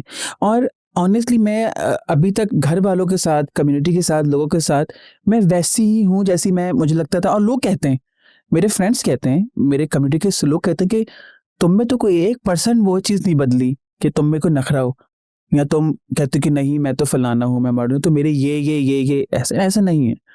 अभी भी मुझे कोई दारा बुलाता है तो मैं वैसे ही हम्बली चले जाती हूँ, ठीक है कर लेते हैं, क्यों नहीं कर सकते। और हर चीज़ 2 वे प्रोसेस ही है ना। कहीं अगर कोई मुझे बुला रहा है अपने फायदे के लिए, तो शायद मेरी कम्युनिटी मेरे लिए भी कोई ना कोई वहाँ पर बात होगी, और होना भी चाहिए, और करके तो देखें ना। तो हम्बल रहें, मेरा तो जिंदगी का सिर्फ यही फंडा है या एजेंडा है कि हम्बल रहें, सब कुछ मिलेगा आपको। और शॉर्टकट कुछ नहीं है इस दुनिया में। जो लोग शॉर्टकट के चक्कर में होते हैं ना, वो बहुत कुछ गवा देते हैं मेरा ख्याल है। वो मज़ा ही नहीं ले पाते उस चीज़ का जिसको आपने हासिल करना होता है। और अभी मैं माशाल्लाह से, हम कोई बहुत बड़े प्रोजेक्ट नहीं करे अपने ऑर्गेनाइजेशन से, पर हम खुश हैं। हम कहते हैं कि ठीक है, जितना है जो है हम वो कर रहे हैं और हम करते रहेंगे। नहीं, बहुत अच्छा करें, कम से कम आप अवेयरनेस तो दे रहे हैं कि एक्सेप्ट, क्या अल्फाज यूज किया था कि आपने कि एक्सेप्ट करना है, बर्दाश्त नहीं करना है, एक्सेप्ट करना है। जी, और बड़ा अच्छा रहा। और मैं आपको बता दूं कि मैंने इनके प्रोफाइल सर्च किया, बड़ा इनकी एजुकेशन मुझे जो सबसे एक्साइटेड था, मैंने व्यूवर्स को बता रहा था कि यार एजुकेशन आपकी माशाल्लाह आपने प्रॉपर हासिल की है, प्रॉपर। अगर इसी तरह से हम बुलाएं और आपके साथ कम्युनिकेट करें और सारी चीज़ें चलें, तो मुझे नहीं लगता कि कोई इतना, ये शायद हमने कुछ बस अपने माइंड सेट का जो एक कॉलम में जो सेटिंग की हुई है ना, वो थोड़ा सा प्रॉब्लमेटिक है। तो ठीक है, जिससे जो करना है करें। अगर हम हिंदू है उसको भी ले जाके मस्जिद में नमाज तो नहीं पढ़ाएंगे ना, बट ठीक है वो उसका। और हमारे इस्लाम के कल्चर में भी था कि अगर कोई शिया है, सुन्नी है, वो और अहले हदीस है, ये भी हमने इस पे भी हमने तो अब एक डिफरेंट एरिया है जो आउट ऑफ द मज़हब है, हम तो मज़हब के अंदर भी रिजिडनेस आ गए कि यार हम इस मस्जिद में नमाज ही पढ़ेंगे। तो आपकी तो बहुत दूर की बात लगती है मुझे। बिल्कुल ऐसे ही है। तो आपको मुझे क्या लगता है कि बस आप अपने सिस्टम में थोड़ा सा मुश्किल भी क्या उनको एजुकेट, अगर आप लोग के एरिया में थोड़ा सा एजुकेशन सिस्टम हो जाएगा तो मुझे नहीं लगता कि इतना बड़ा मसला है। जब आपकी खुद की अवेयरनेस हर इदारे में होगी, हर जगह में होगी, गूगल में आ गए, फेसबुक में आ गए, आई थिंक होंगे भी जो नहीं किया होगा। कोई ऐसी बात आपको लगती हो जो पॉडकास्ट में लगे, आई एम नॉट श्योर कि मेरा इतना एक्सपीरियंस है, और जो तकलीफ है, जो परेशानियाँ, जो व्हाटएवर आपके सिनेरियोज रहे होंगे डिफरेंट में, वो आपने फेस किए हैं, मैं उसको शायद फील भी नहीं कर सकता। तो कोई ऐसी बात आपको लगती है जो हमने अभी तक नहीं डिस्कस की और जो आप कहते हो कि यार ये एक मैं बात बताना चाहती हूँ और ये एक एरिया में मैं डिस्कस करना है, वरना मैं उसको क्लोजिंग की तरफ लेके जा रहा था, मैंने कहा नहीं क्योंकि शायद पॉडकास्ट में कोई ऐसी बात आपको पता हो चाहे मुझे ना पता हो, क्योंकि मेल के अपने इशूज़ हैं, फीमेल के इशू अपने हैं, ट्रांसजेंडर के अपने इशू होंगे, तो वो आप मुझे बता सकते।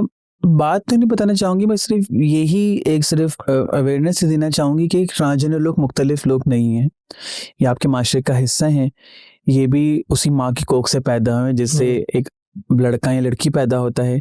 ठीक है, हम एक डिफरेंट जेंडर आइडेंटिटी के साथ हम इस माशरे में रहते हैं और उसी के साथ शायद मर जाते हैं। और तो लोगों को उनके पहनावे, उनके रिलीजन या बेसिस ऑफ देयर आइडेंटिटी, कोई भी आइडेंटिटी हो, उसके ऊपर जज ना करें। मैं कहती हूँ कि लोगों को आप जो चीज़ आप अपने लिए बेहतर समझते हैं ना, आप दूसरे के लिए भी उतनी बेहतर उस चीज़ को बेहतर करने की कोशिश करें। तो शायद एक किसी इंसान की ज़िंदगी में, चाहे वो मर्द औरत ख्वाजा सरा हो, उसकी ज़िंदगी में बदलाव आ जाएगा। क्योंकि हम एज ए इंसान भी इस दुनिया में जब आएँ तो हमारे कोई ना कोई फ़राइज़ हैं, और अगर आप कुछ बन गए हैं तो आपके फ़राइज़ शायद ज़्यादा हैं, आपके ऊपर रिस्पॉन्सिबिलिटी आपके शोल्डर्स पे ज़्यादा है। तो आप 1% इज्जत ही दे दें। एक ट्रांसजेंडर आपसे 10 रुपए का नोट नहीं चाहेगा रोड पर, अगर आप उसको डिग्निटी या इज्जत से बात करेंगे तो शायद वो उसकी ज़िंदगी का शायद सबसे खूबसूरत दिन होगा, क्योंकि किसी ने उससे इज्जत से बात की। क्योंकि हर इंसान डिग्निटी और इज्जत के साथ ज़िंदगी जीना चाहता है, और ख्वाजा सरा भी फॉर्चुनेटली अनफॉर्चुनेटली इंसान है, तो उनको इज्जत दें। और इससे बढ़कर शायद आप किसी को कुछ दे ही नहीं सकते आजकल के दौर में। और यही शायद हमारा मजहब भी, हमारी सोसाइटी भी, हमें सब कुछ यही सिखाया गया है कि इज्जत देना ही सबसे बड़ा फ़र्ज़ है। बाद में आप उसको नौकरी दें ना दें, उसको से बात करें ना करें, इज्जत दे दी ना अगर आपने किसी को, तो वो एक बहुत बड़ी चीज़ है। और आई एम प्रीटी श्योर कि हर ख्वाजा सरा साथी जो है ना, वो डिग्निटी के साथ और इज्जत के साथ ज़िंदगी गुजारना चाहते हैं। मैं आपके साथ बहुत सारे और सवाल हैं, इट्स ऑल डिपेंड कि हमारे व्यूवर्स क्या कमेंट करते हैं। कि मेरे ख्याल से कमेंट तो ज़्यादा ही आएंगे इसके ऊपर, क्योंकि आपकी बातें भी डिफरेंट है, शायद लोगों का भी एक्सेप्ट। तो आपके जो भी कमेंट है ना, आप ज़रूर उस पर कमेंट करें, क्योंकि बोलने की आपको इजाज़त है, यूट्यूब ने इजाज़त दी है, कमेंट करें। क्योंकि मेरे और डिफरेंट किस्म के सवाल आते हैं, लंबी हो जाएगी तो मैंने देखा लोग टाइम देख के छोड़ देते हैं, तो मैंने थोड़ी शॉर्ट की है। तो आपके जो सवाल होंगे या तो वो ये रिप्लाई करेंगे, वरना मेरा और इनसे कम्युनिकेशन या और सवाल करने का दिल कर रहा है, लेकिन कर नहीं सकते टाइम की वजह से। तो आप कमेंट करेंगे तो उनको आपको दोबारा ज़रूर बुलाएंगे इंशाल्लाह। लेकिन फ़िलहाल अभी तक के लिए अल्लाह हाफ़िज़। अल्लाह हाफ़िज़।